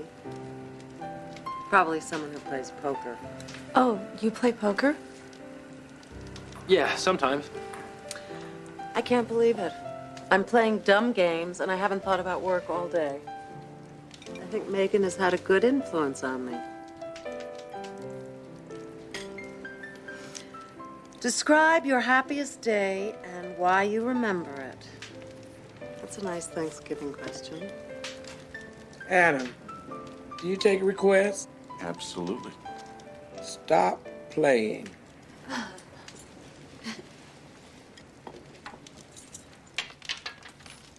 Tess, would you sing something for me? I'm tired. Oh, please. My soul misses it so. Well, okay. What is this thing called love in E flat? And it's not a funeral, so put some feeling in it.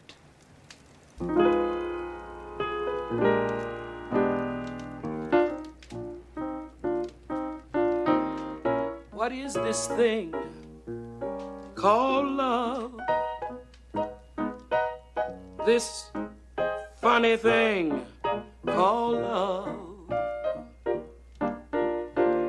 And just who can solve this great mystery? What I want to know is why it always makes a fool of me. He saw you there that wonderful day, and he took your heart and just threw it away. And now you ask the Lord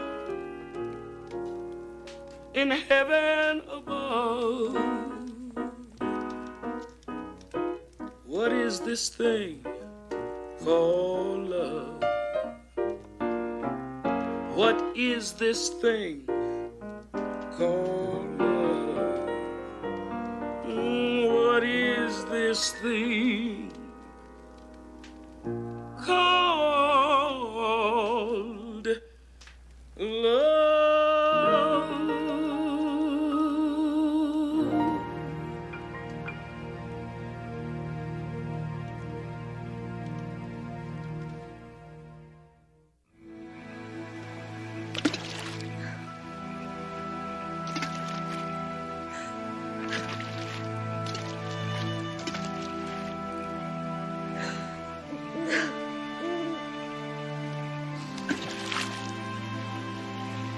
Do you know what the name Megan means? A pearl of real value. Something very precious deserves to be cherished and not wasted.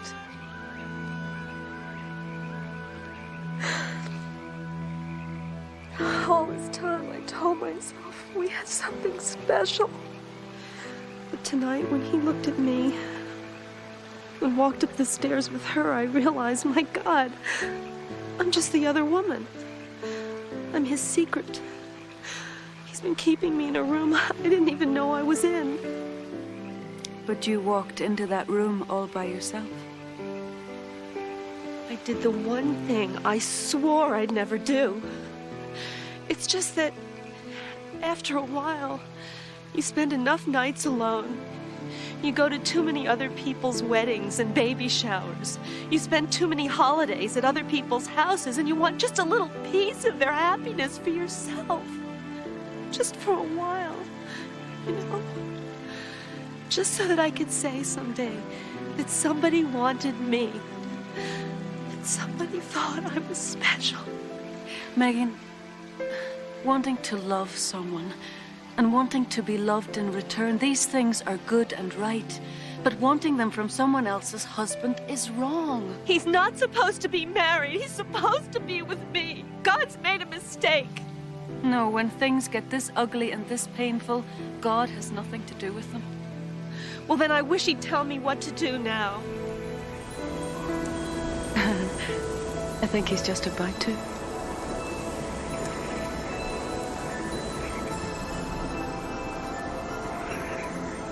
Megan, when you cry, God cries with you. But he can't wipe away your tears unless you let him. The road I took yesterday, it wasn't an accident. In this place, this house was created for you, for this night, this moment. Megan, I'm an angel, and this is your unexpected snow. Well, I can't. I can't give him up, and I won't. You go tell that to God. Why can't he just let me have this? Because there's better love for you. Where? I don't know where, and I don't know when.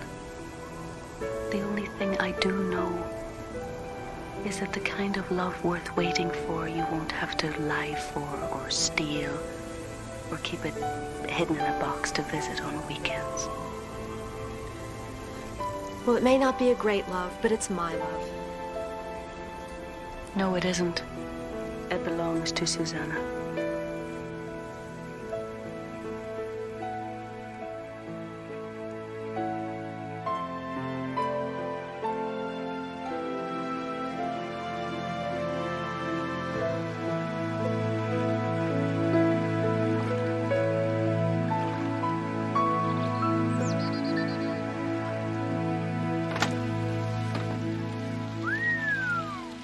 Beauty. Carburetor, right? I thought you worked on cars. Well, hey, I managed to fix Susanna's and Megan's cars. I kind of work on feel, though, you know? Adam? Right over here, Tess. Good morning, Jack. Can I have a word with you? What is that? This is Alexander. The late Alexander? Well, not exactly, Tess. Well, what did we eat yesterday? Sure looked like the real thing, didn't it? Well, I guess you could call it a turkey-like substance. Oh, get out of my way. I don't want to hear this. You're going soft on me, boy. Tess, have you seen Megan? I haven't seen her around, and I'd like to say goodbye. Oh, really? Well, suppose you and I just take a little walk and talk about a few things. It's just a little further. I want you to see this.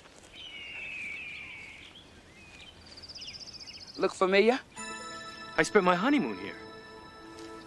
I mean, it couldn't have been here. That was in Vermont. But it's the same place.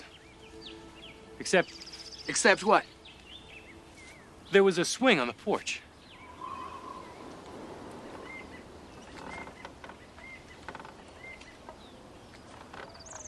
Hey, what's going on here? Brace yourself, Jack, because I don't have a lot of time to pussyfoot around with you. I'm an angel sent by God. Now, you can accept that or not. But what you will accept when I'm finished is the concept of fidelity. Lock, stock, and barrel. Do I make myself clear? I'll take that as a yes.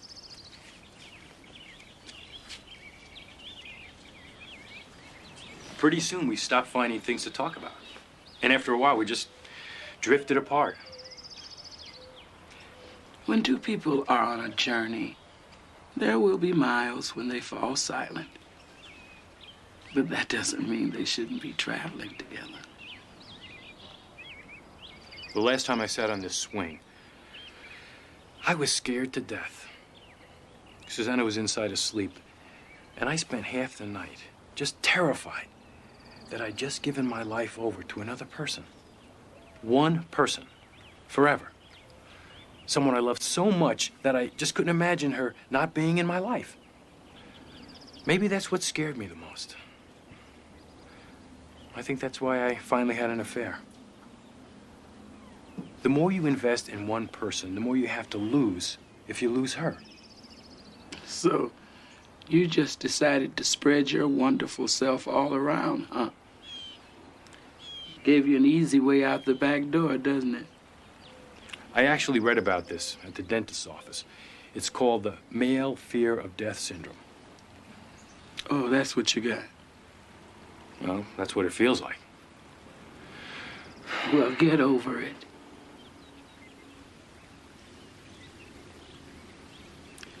Look, I'm not proud of all this.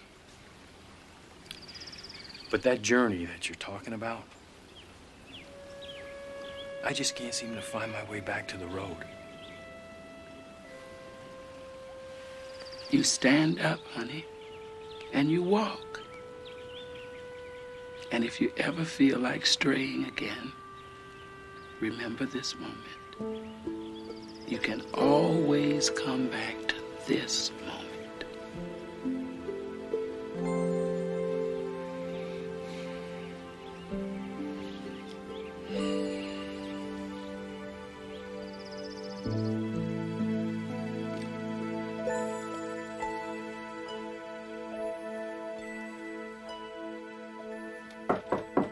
Just a minute.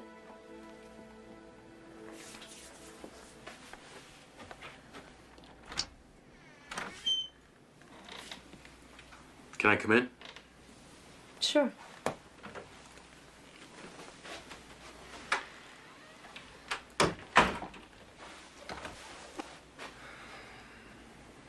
She's beautiful. She's got a great quality about her. She's beautiful, and she's got a great quality about her. Can I ask you a question? If you had to spend the rest of your life on a desert island, who would you spend it with?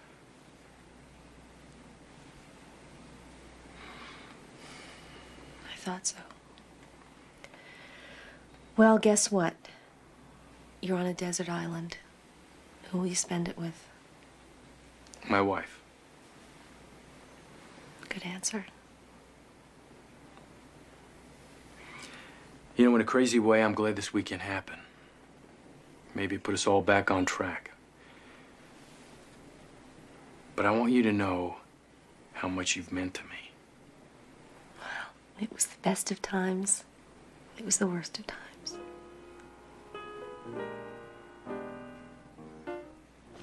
In case you run into some weather. Thank you. Tess, I had a wonderful Thanksgiving. Oh, I'm so glad you did.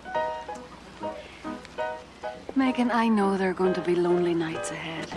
But when they come, I want you to remember that no matter how lonely you are, you're never alone. It's beautiful. Am I ever going to see you again? But I promise you this, I'll dance at your wedding, my girl. Thank you. Oh, ladies, your cars are down by the gate. All fixed up, gassed, and ready to go. I'll drop you guys off. Why don't you go ahead? I want to say goodbye to Megan. Okay. Well, I'm really glad I met you. So am I. All right, I'll see you at home. I'll be right behind you. You need a ride into town? Sure. Get him to tell you his theory on the male syndrome death thing. Might be an education for you. Bye, babies.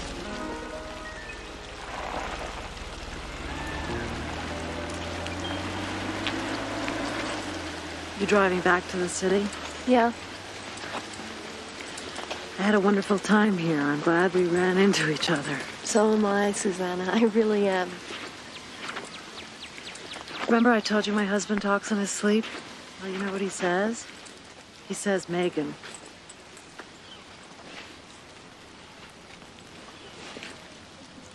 I've had a name for a long time. I just didn't have a face. I'm sorry it had to be yours. When we had the accident, it seemed impossible that you could be that Megan. But when I saw you and Jack together, I knew.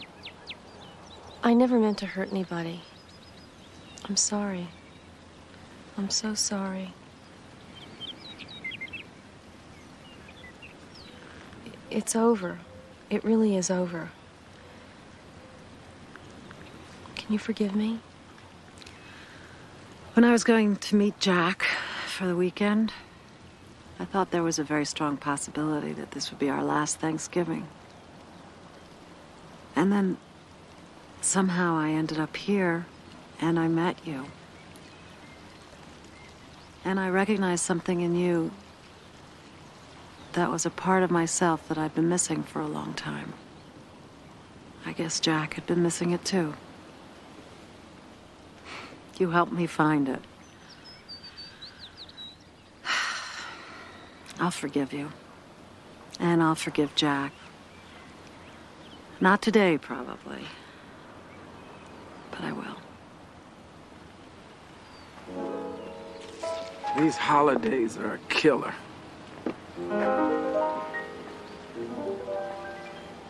Tess, I was wondering, do you think I can keep the llama? Don't you start with me.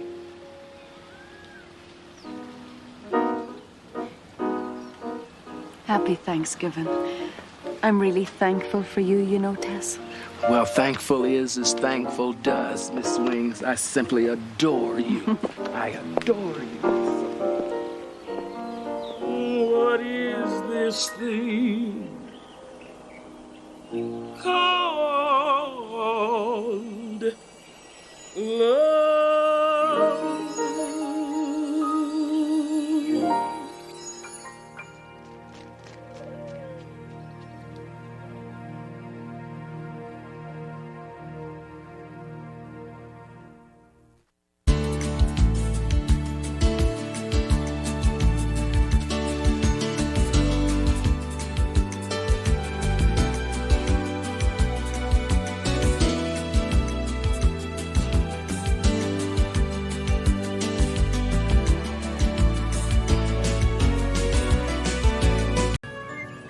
Daisies are yellow. Does this look like a yellow car to you?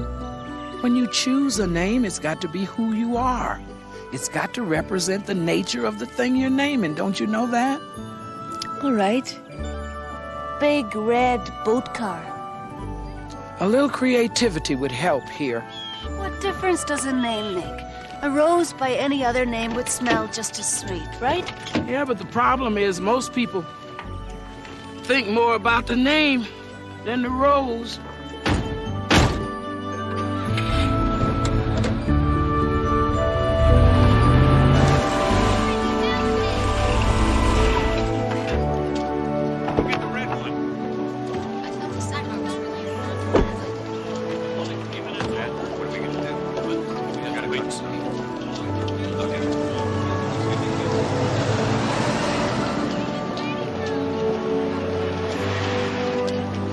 There's a rose in that man. But right now, something just plain stinks.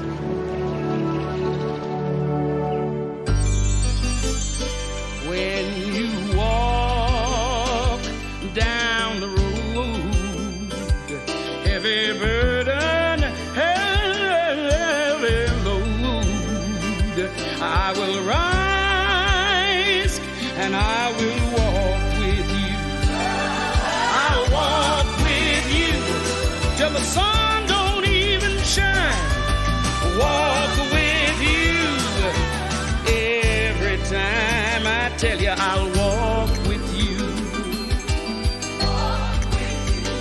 Believe me, I'll walk with you.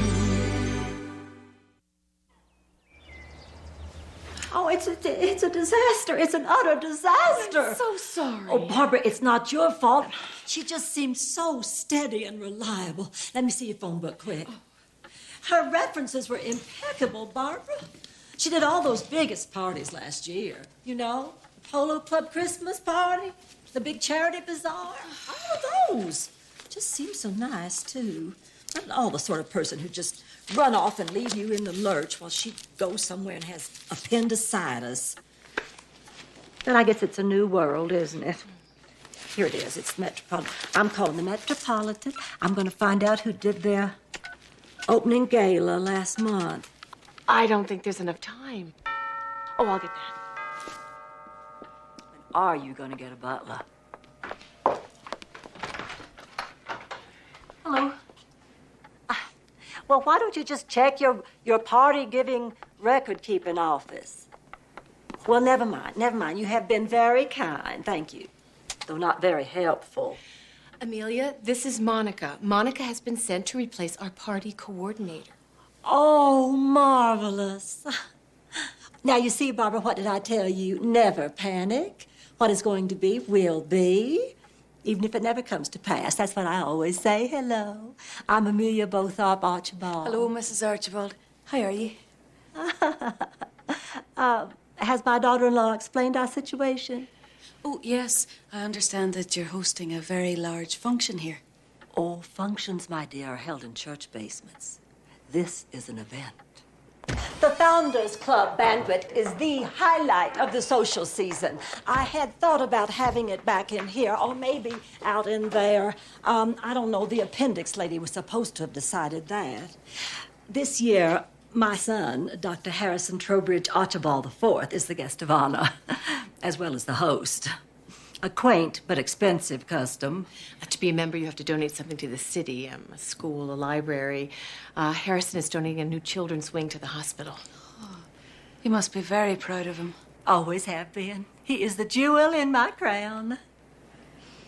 So the banquet is in... Oh, it's in about 2 weeks. I'm afraid I really don't know all the arrangements that have been made. I've been awfully busy recently. They're trying to have a baby. Thermometers, test tubes, shots every day. This conception is quite a business. Amelia?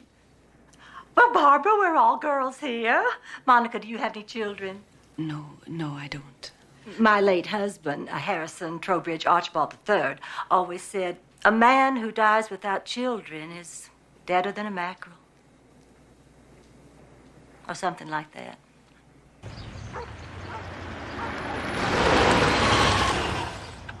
Well, now, I thought about having a little cappuccino bar over here. I had a cappuccino once. And I had some thoughts about centerpieces.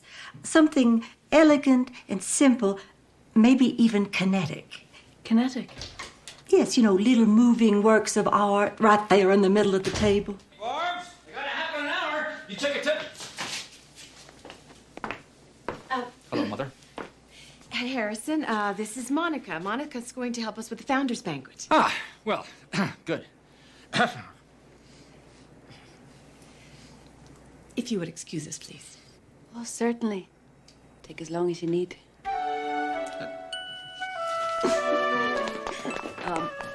About those centerpieces. Yeah, it'll be done by this afternoon. Thanks, Matt. Hi. Hello. I hope you don't mind me dropping by. They told me at the hospital I'd find you here.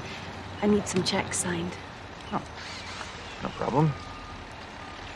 How's the banquet coming? Oh, it's going great. I thought I'd see for myself what the finder has founded. It's going to be much bigger than I thought. Yes, well, it is quite a fitting tribute to the family, isn't it? Not to mention the children. That too. Botharp Archibald Pavilion is going to be the most advanced children's emergency medical center in the entire country. They have the best equipment, best research, best pediatric surgeons and diagnosticians in the world. Starting with yourself. Well, my father used to bring me this lot on Saturdays and pitch balls to me, and we used to sit under that tree and talk, and I can always remember him saying, those to whom much is given, much is expected, which is why he became a doctor, I think. Despite the family money, or maybe because of it, he always wanted to give back something in return. And so do you. With privilege comes responsibility. I'm an Archibald and a Bothorpe, so that's twice the responsibility right there.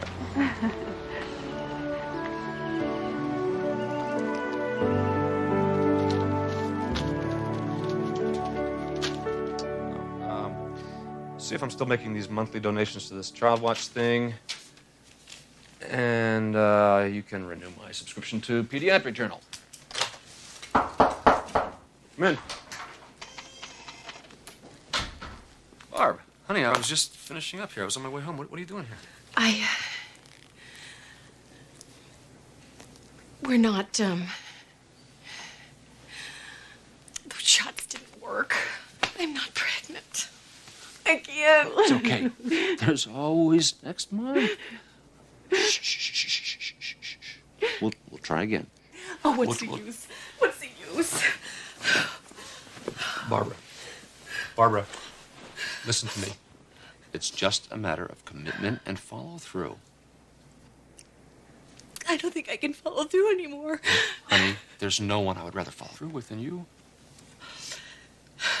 Mm-hmm. Barbara, you're tired, honey. You've been killing yourself with this Founders Banquet night. It's going to be over in a couple of days. You're going to feel better, okay? Hmm? Hmm? Hmm?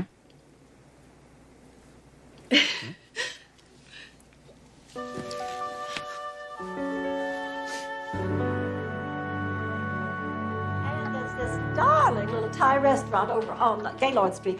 They fold their napkins in the shape of little white gardenias. I just think it'd be perfectly lovely for my guests to have their napkins in the shape of little white gardenias. Could you check that out, please? And remember, nothing but the best. Now, what time are the caterers coming on Monday? 3. Oh, don't you think that's a little late? Well, would you please call them and have them come at noon? I'd be happy to.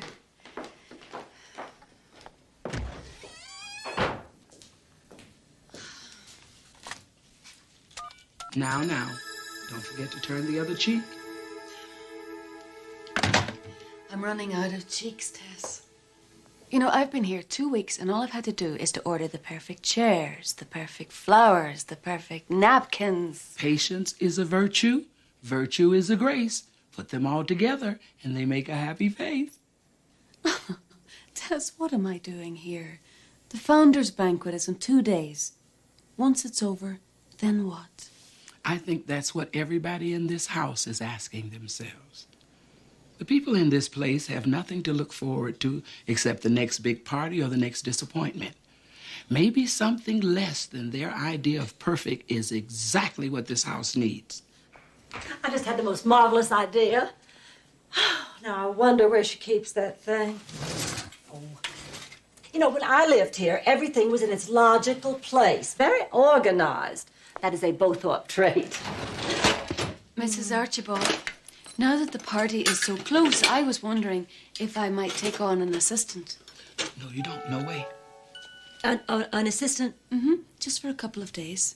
Do you think it's necessary? No, it is not necessary. Yes, utterly, absolutely. Well, whatever you want to do, Mama. Oh, here it is. The sterling cake server from Harrison and Barbara's wedding. His name. What? This is Tess, my assistant. Amelia Bothorpe Archibald. Bothorpe. Would that be the Bothorpes of Charleston? Yes. Yes, indeed. Oh, yeah. Carry on.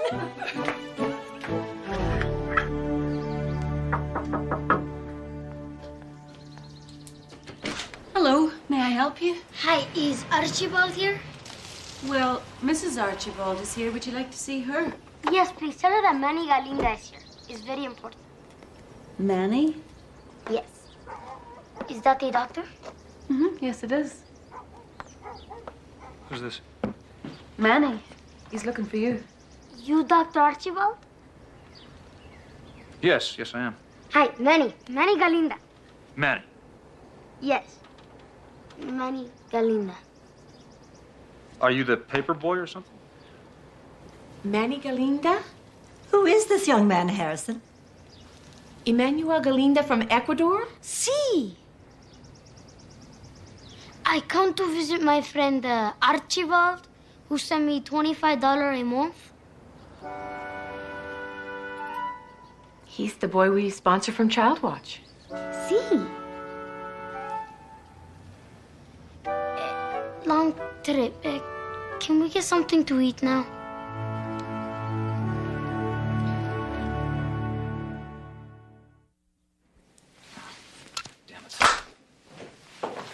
Child Watch offices are closed on Monday. This is just absolutely amazing. Do you all realize how far this child has had to travel? Lenore Watkins and her daughter Jane, the debutante with the lazy eye, went to Buenos Aires last year. She said it was a nightmare. Mother, please. We have some decisions to make. Well, he can't just stay here. Oh, why not? Barbara, he's an illegal alien. He's a child, and he's just traveled thousands of miles to see you. This is your fault. You signed us up for this damn program. He's thirsty. Can you get him some milk? Tell me something. How'd you get across the border? Oh, I travel in car trunk. I had blanket on me. Very scary. Lots of stops. But whenever I got sad, I just thought how happy I'd be to see Dr. Archibald. Manny, does your mother know that you're here? My mother dead. But it's okay. It's better for me here. Well, do you have any other family? Anyone who'll miss you? No. I all alone. Harrison, we have a responsibility to this child, even if it's just for a couple of days. I still think we should call the police. Dr. Archibald, please. Can't you think this thing through? I mean, if you call in the police, they'll be forced to bring in the authorities, and it seems such a shame to deport this wee boy just because he wanted to meet his benefactor. Now, Harrison, I absolutely agree. I don't even know this kid from Adam. Well, I say he can stay. At least until we can work things out. Manny? Oh, Harrison. Now, look at that. The poor thing's just utterly exhausted.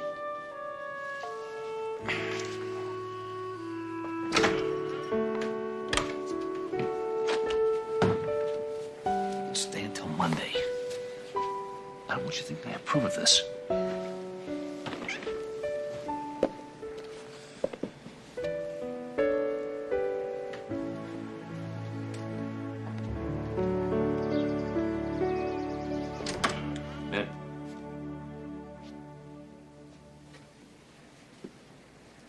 Manny. Barbara, he's gone.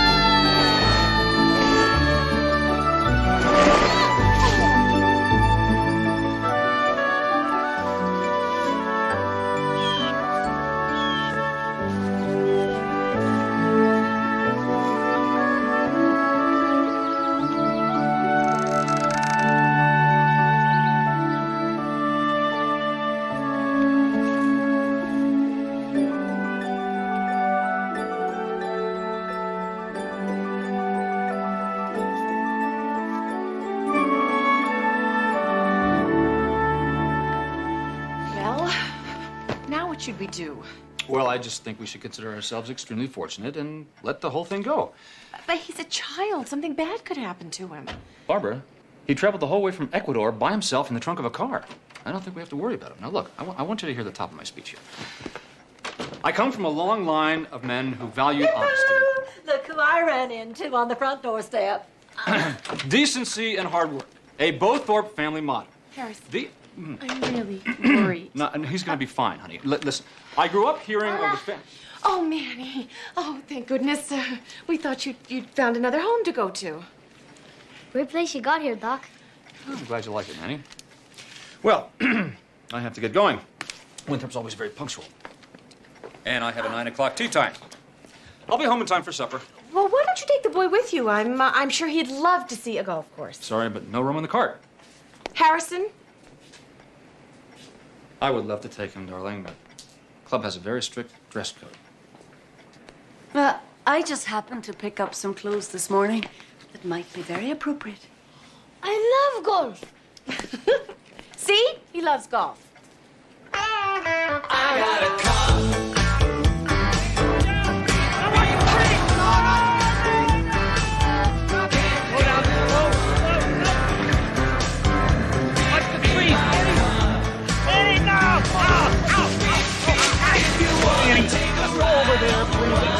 Then give me the keys No, and not let in me drive. in my car.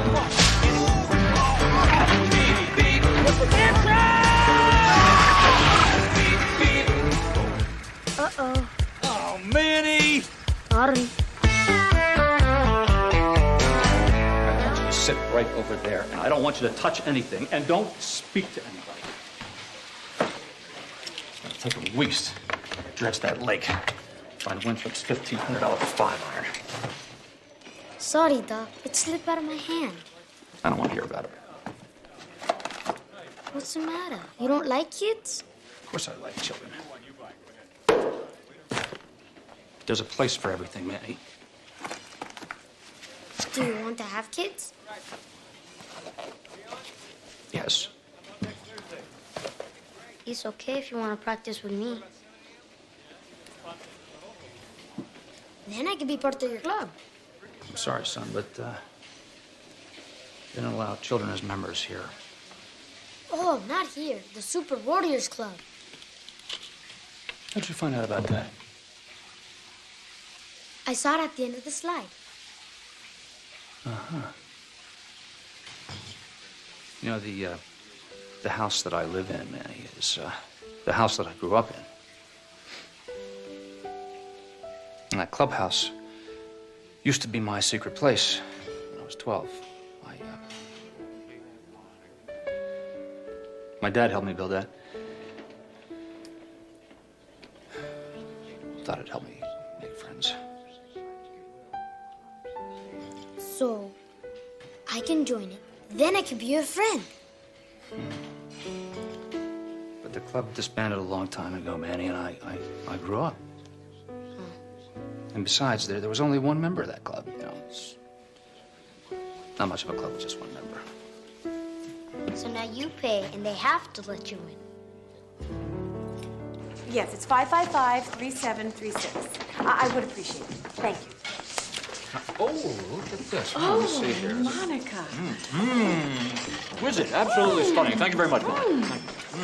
Oh, honey, I thought you took the day off. No, honey, it's absolutely crazy around here, so I'm just going to go to the office for a couple hours. I want to finish my speech, and then I'll come back in time to change. Right? Honey, I bet Manny would love to see your office. Barbara, I have to finish my speech. Please, do it for me and the founders' banquet. What is he going to do in my office all day except maybe destroy it? Please. Okay, fine. All right, hold up, pal. You coming with me. Play with tongue depressors all day. I want to finish my speech. Please, not my stupid punch bowl. Over here, please, somebody. A dustpan. Oh, Tess, those are lovely. Not according to Miss Bowthorpe. Archibald, she says they're too pedestrian. Hello. No, I'm afraid she's not available at the minute. Can I take a message? You're calling from where? Child Watch. Well, are you sure?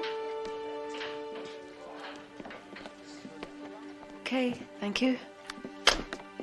Manny Galinda is in Ecuador with his father, 6 brothers and sisters. Then who is this little boy? They don't seem to know who he is. Things are starting to get interesting, huh?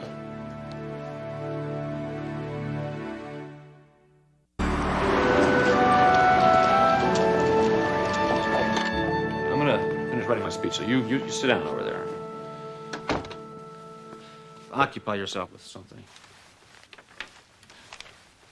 Huh. It's funny. Look a lot smaller in this picture than you do in person. Oh, that old picture. I grow a lot. Uh-huh. When did you get this? I mean, what's this? That's the model for the new children's pavilion. They're building it over there. So, here, new building. We in old building? Yeah, this is the old building. And they're gonna tear down this old building when the new one's built. And it's such a disaster. I think I go to bathroom. Don't you want to know where it is? Oh, yeah. Where bathroom? Out the door, down the hall, first door on the right.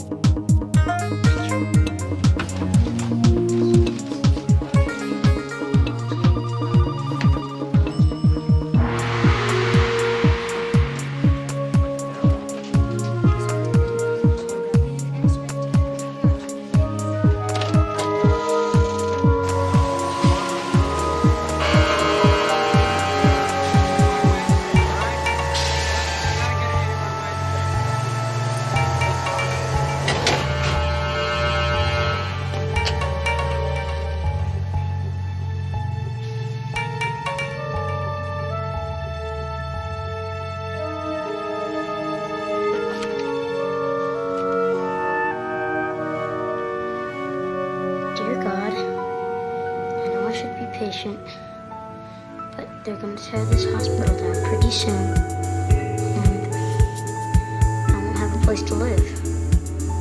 So you gotta make this happen. You gotta make them want me. Please, God, you have to make them want me. Gracias, Dios.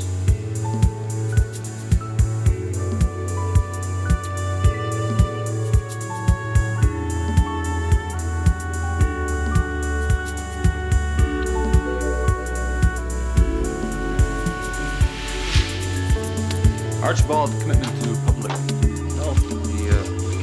The Both ideals of excellence and family honor. So excellence and family What's honor. this? That's a heart. It's not shaped like a heart. It's shaped like a heart. It's just not shaped like a Valentine. Ideals of excellence and family honor. No. Ah. Hey. Wow. That's your heart, Manny. It goes by itself. I don't even think about it. Yeah, that's right. It's called an involuntary muscle. You don't have to tell it when to go. Who tells it to stop? I don't know.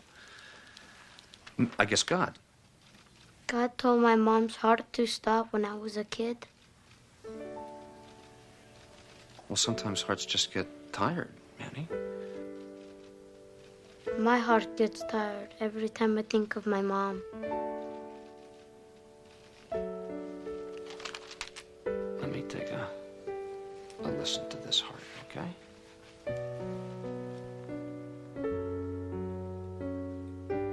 Manny, this is one of the best hearts I've heard in a long time. You're gonna be just fine.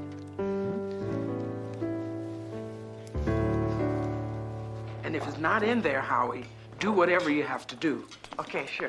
Oh, Lord, have mercy, help me. Did you work out the centerpieces? Oh. Well, that's close. Close? Well, yes, they're just not kinetic enough. Busy. You do know what I mean, don't you? Look at it again. Fish? I didn't see those fish before. Oh, I love that. That's fabulous. There you go. Now I look like I belong here. It takes more than a suit to belong somewhere, Louise.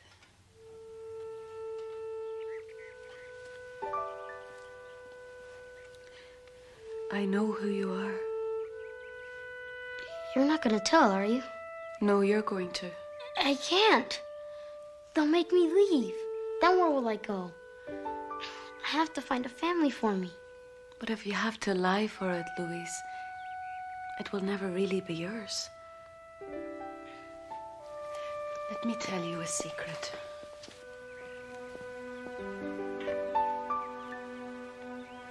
I'm an angel. I am, really. Oh, don't be afraid. God loves you, Louis. And he has heard your prayer. You know the one that you say at night before you ask him to give your mother a kiss?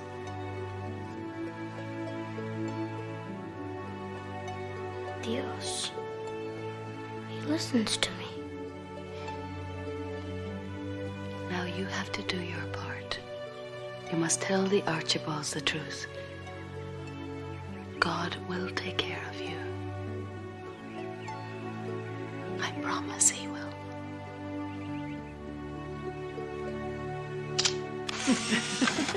Can you take one for me, Monica? Sure. Smile. Hey. There you go. Thank you. Doctor, there's something I have to tell you. I like you very much. Well, we like you too, Manny. Well, I hope you still like me, even when I'm not Manny. What are you talking about? Well, my name is Luis Perón. I'm not from Ecuador. I lied. I'm sorry. I just thought that you would maybe Maybe what? be my family.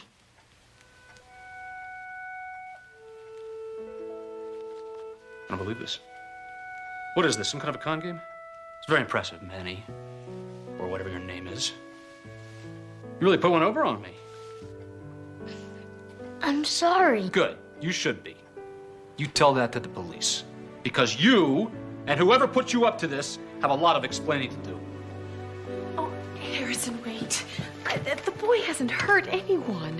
And if you call the police, it's going to ruin the party. She's right. The last thing we need is scandal right before this banquet. You better wait till later. Who knows what that boy could steal by then? If he was going to steal from us, he could have done it and been gone by now.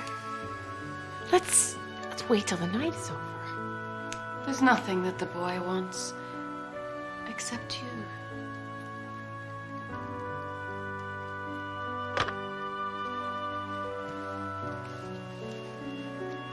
You stay in your room till this is over. Then we'll deal with this.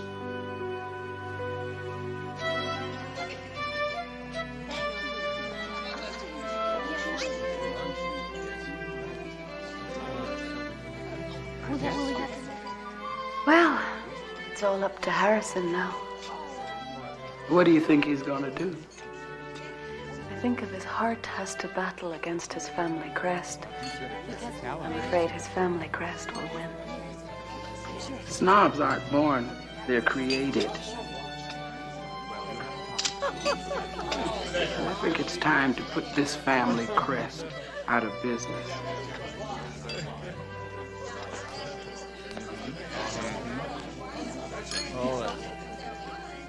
I can't help but wonder if that's how it is with Manny. Looking out at everybody living a life that you can't be a part of. It's enough to make you do something desperate to have some of it for yourself. You know what I mean? I know. So, when are you gonna tell the truth? What? The truth. Well, I'm sure I don't know what you're talking about. Oh, I'm sure you do. I know all about the Bowthorpes of Charleston. All your life you've wanted to be a part of something as much as that little boy upstairs. Well, this is your chance. You can have the real thing. If there was ever a time that you needed to open your mouth, it's now, Miss Lady. Well, what would you rather be? A Bowthorpe or a mother?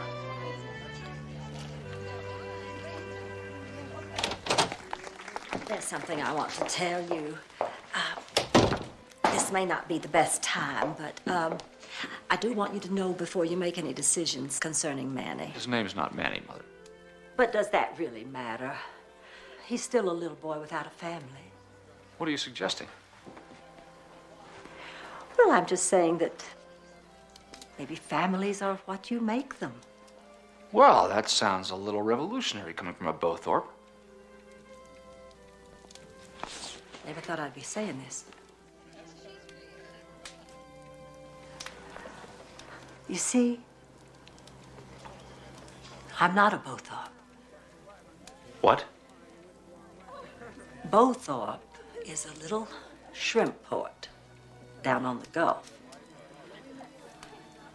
I don't actually come from any family to speak of. You're not a... I'm not... I was 18, Harrison, and I was working as a waitress down in Charleston, and oh, I was aching to get out of there. So I saved up my money and I bought myself a fancy ball gown and a ticket up north.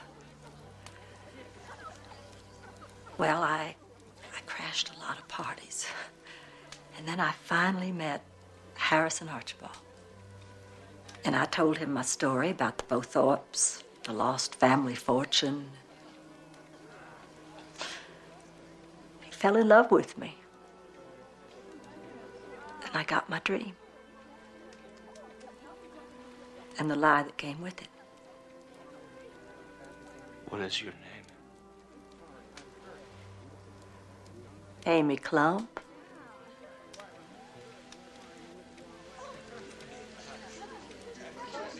I'm a Klump. With a K. I'm half Klump, half Archibald. That's something else we need to talk about. Do you remember when you were a little boy? Remember that nice man out at the country club? Used to give you rides on his big lawnmower? Mr. Rojas, the gardener? Director of landscape operations. Well, he was very kind to me during a period of difficulty with my marriage. Oh, my God.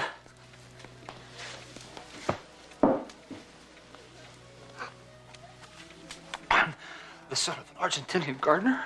A fine man. Not an ounce of pretense about him. And a brilliant musician. I'm not a Bowthorpe, Archibald.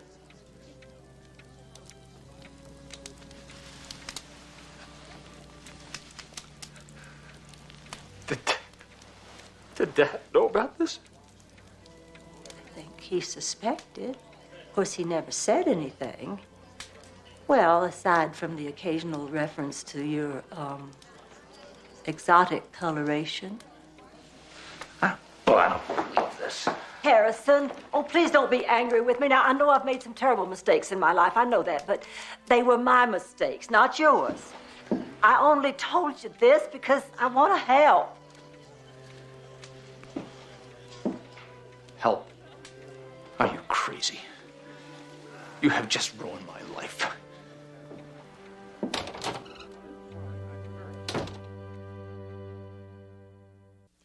Ladies and gentlemen, I'm sure I don't have to introduce the host of today's festivities, a renowned physician and a generous benefactor, Harrison Trowbridge Archibald IV.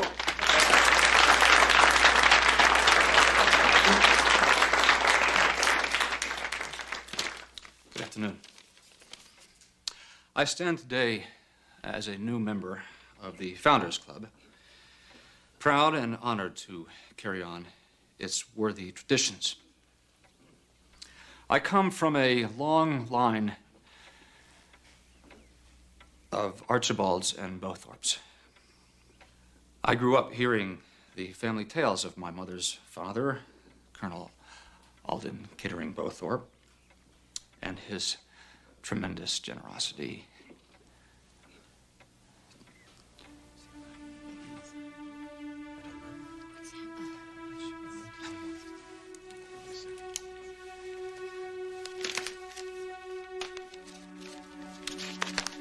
The truth is, ladies and gentlemen, that this donation is not about the Archibalds or the Bowthorpes. It's about my giving something back to the community. Originally, the new wing of the hospital was to have been called the Bowthorpe Archibald Children's Pavilion. But this facility has absolutely nothing to do with the past. It has to do with the future. And for that reason, it is my desire to simply call this facility the Children's Pavilion, because that is who it will truly benefit. Thank you.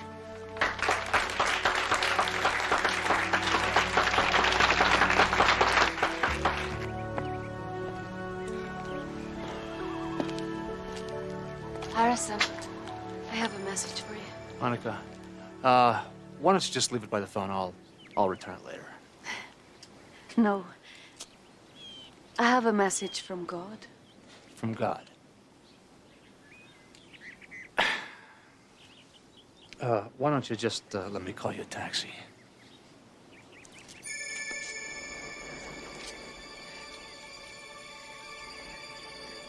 Oh! Don't be afraid. I'm an angel. What does he have to say? God. Well, he says big deal. So your name isn't Harrison Throwbridge Archibald IV. Big deal. God loves you, and he knows who you are no matter what your name is. God, I've been living my life as a lie. Why? Would you have done anything different if your name had been Rojas? Would you have been any less of a person? Would you have loved Barbara less? Harrison, who you are is not your name or your family. Who you are is more essential than that. It comes from God.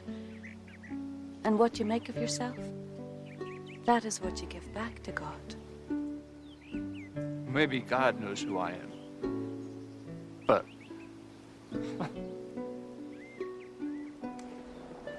I have something for you.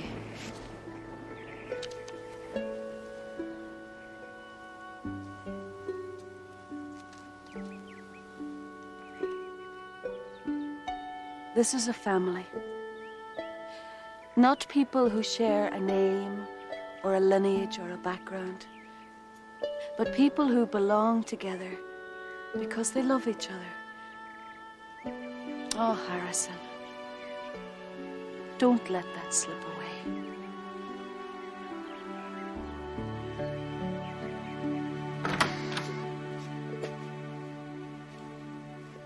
Nettie?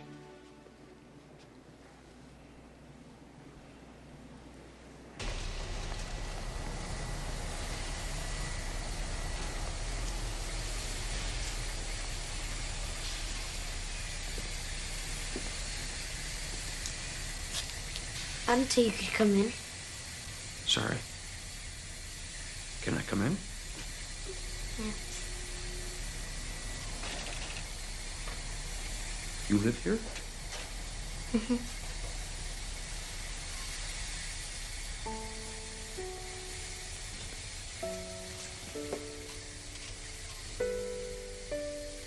How come you live in a hospital? Well, it was the last place I ever saw my mom. She was pretty sick. We came here. We waited and waited. And they tried to help her, but Her heart stopped. then they told me to wait in a room. Then I heard them calling the police. I knew they were gonna take me away. After all, one thing I ever had was my mama. It was cold outside, so I just ran down the stairs. This is where I ended up. How is it here? Not bad. If that's so, how come you pretended to be Manny? I wanted to be a doctor. I mean, at night I'd go into doctors' offices, learn. I like your office the best.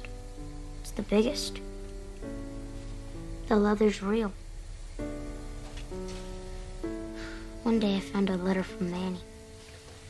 And I thought if you liked me, I could be a doctor. I also needed a family. But I guess it was a dumb idea. Wanting a family's a great idea. I know a lot of people would give anything for that.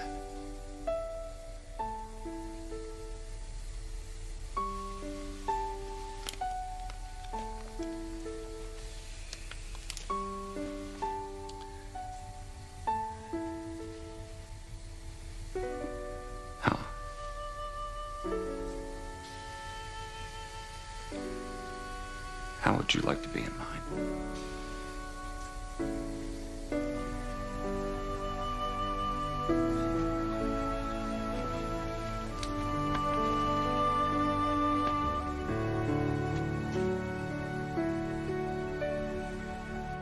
I've never really liked that picture of the Colonel. Oh, that's too bad. Because I got such a good deal on him at that garage sale. Oh. Honey, thank you for calling. Oh, I was so worried about you, Manny. Luis. I'm okay now. Yeah, we both had a lot of thinking to do. Yeah, we did a lot of thinking. Well, you want to know what I think? I don't care what your name is. I love you. What do you think about that? Well, I think that we should call a lawyer in the morning and figure out a way to make a family.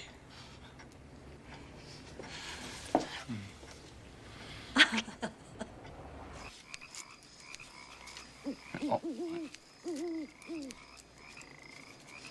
Up first.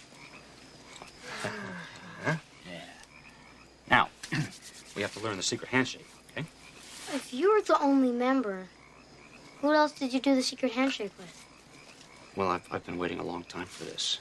So here we go. Ready?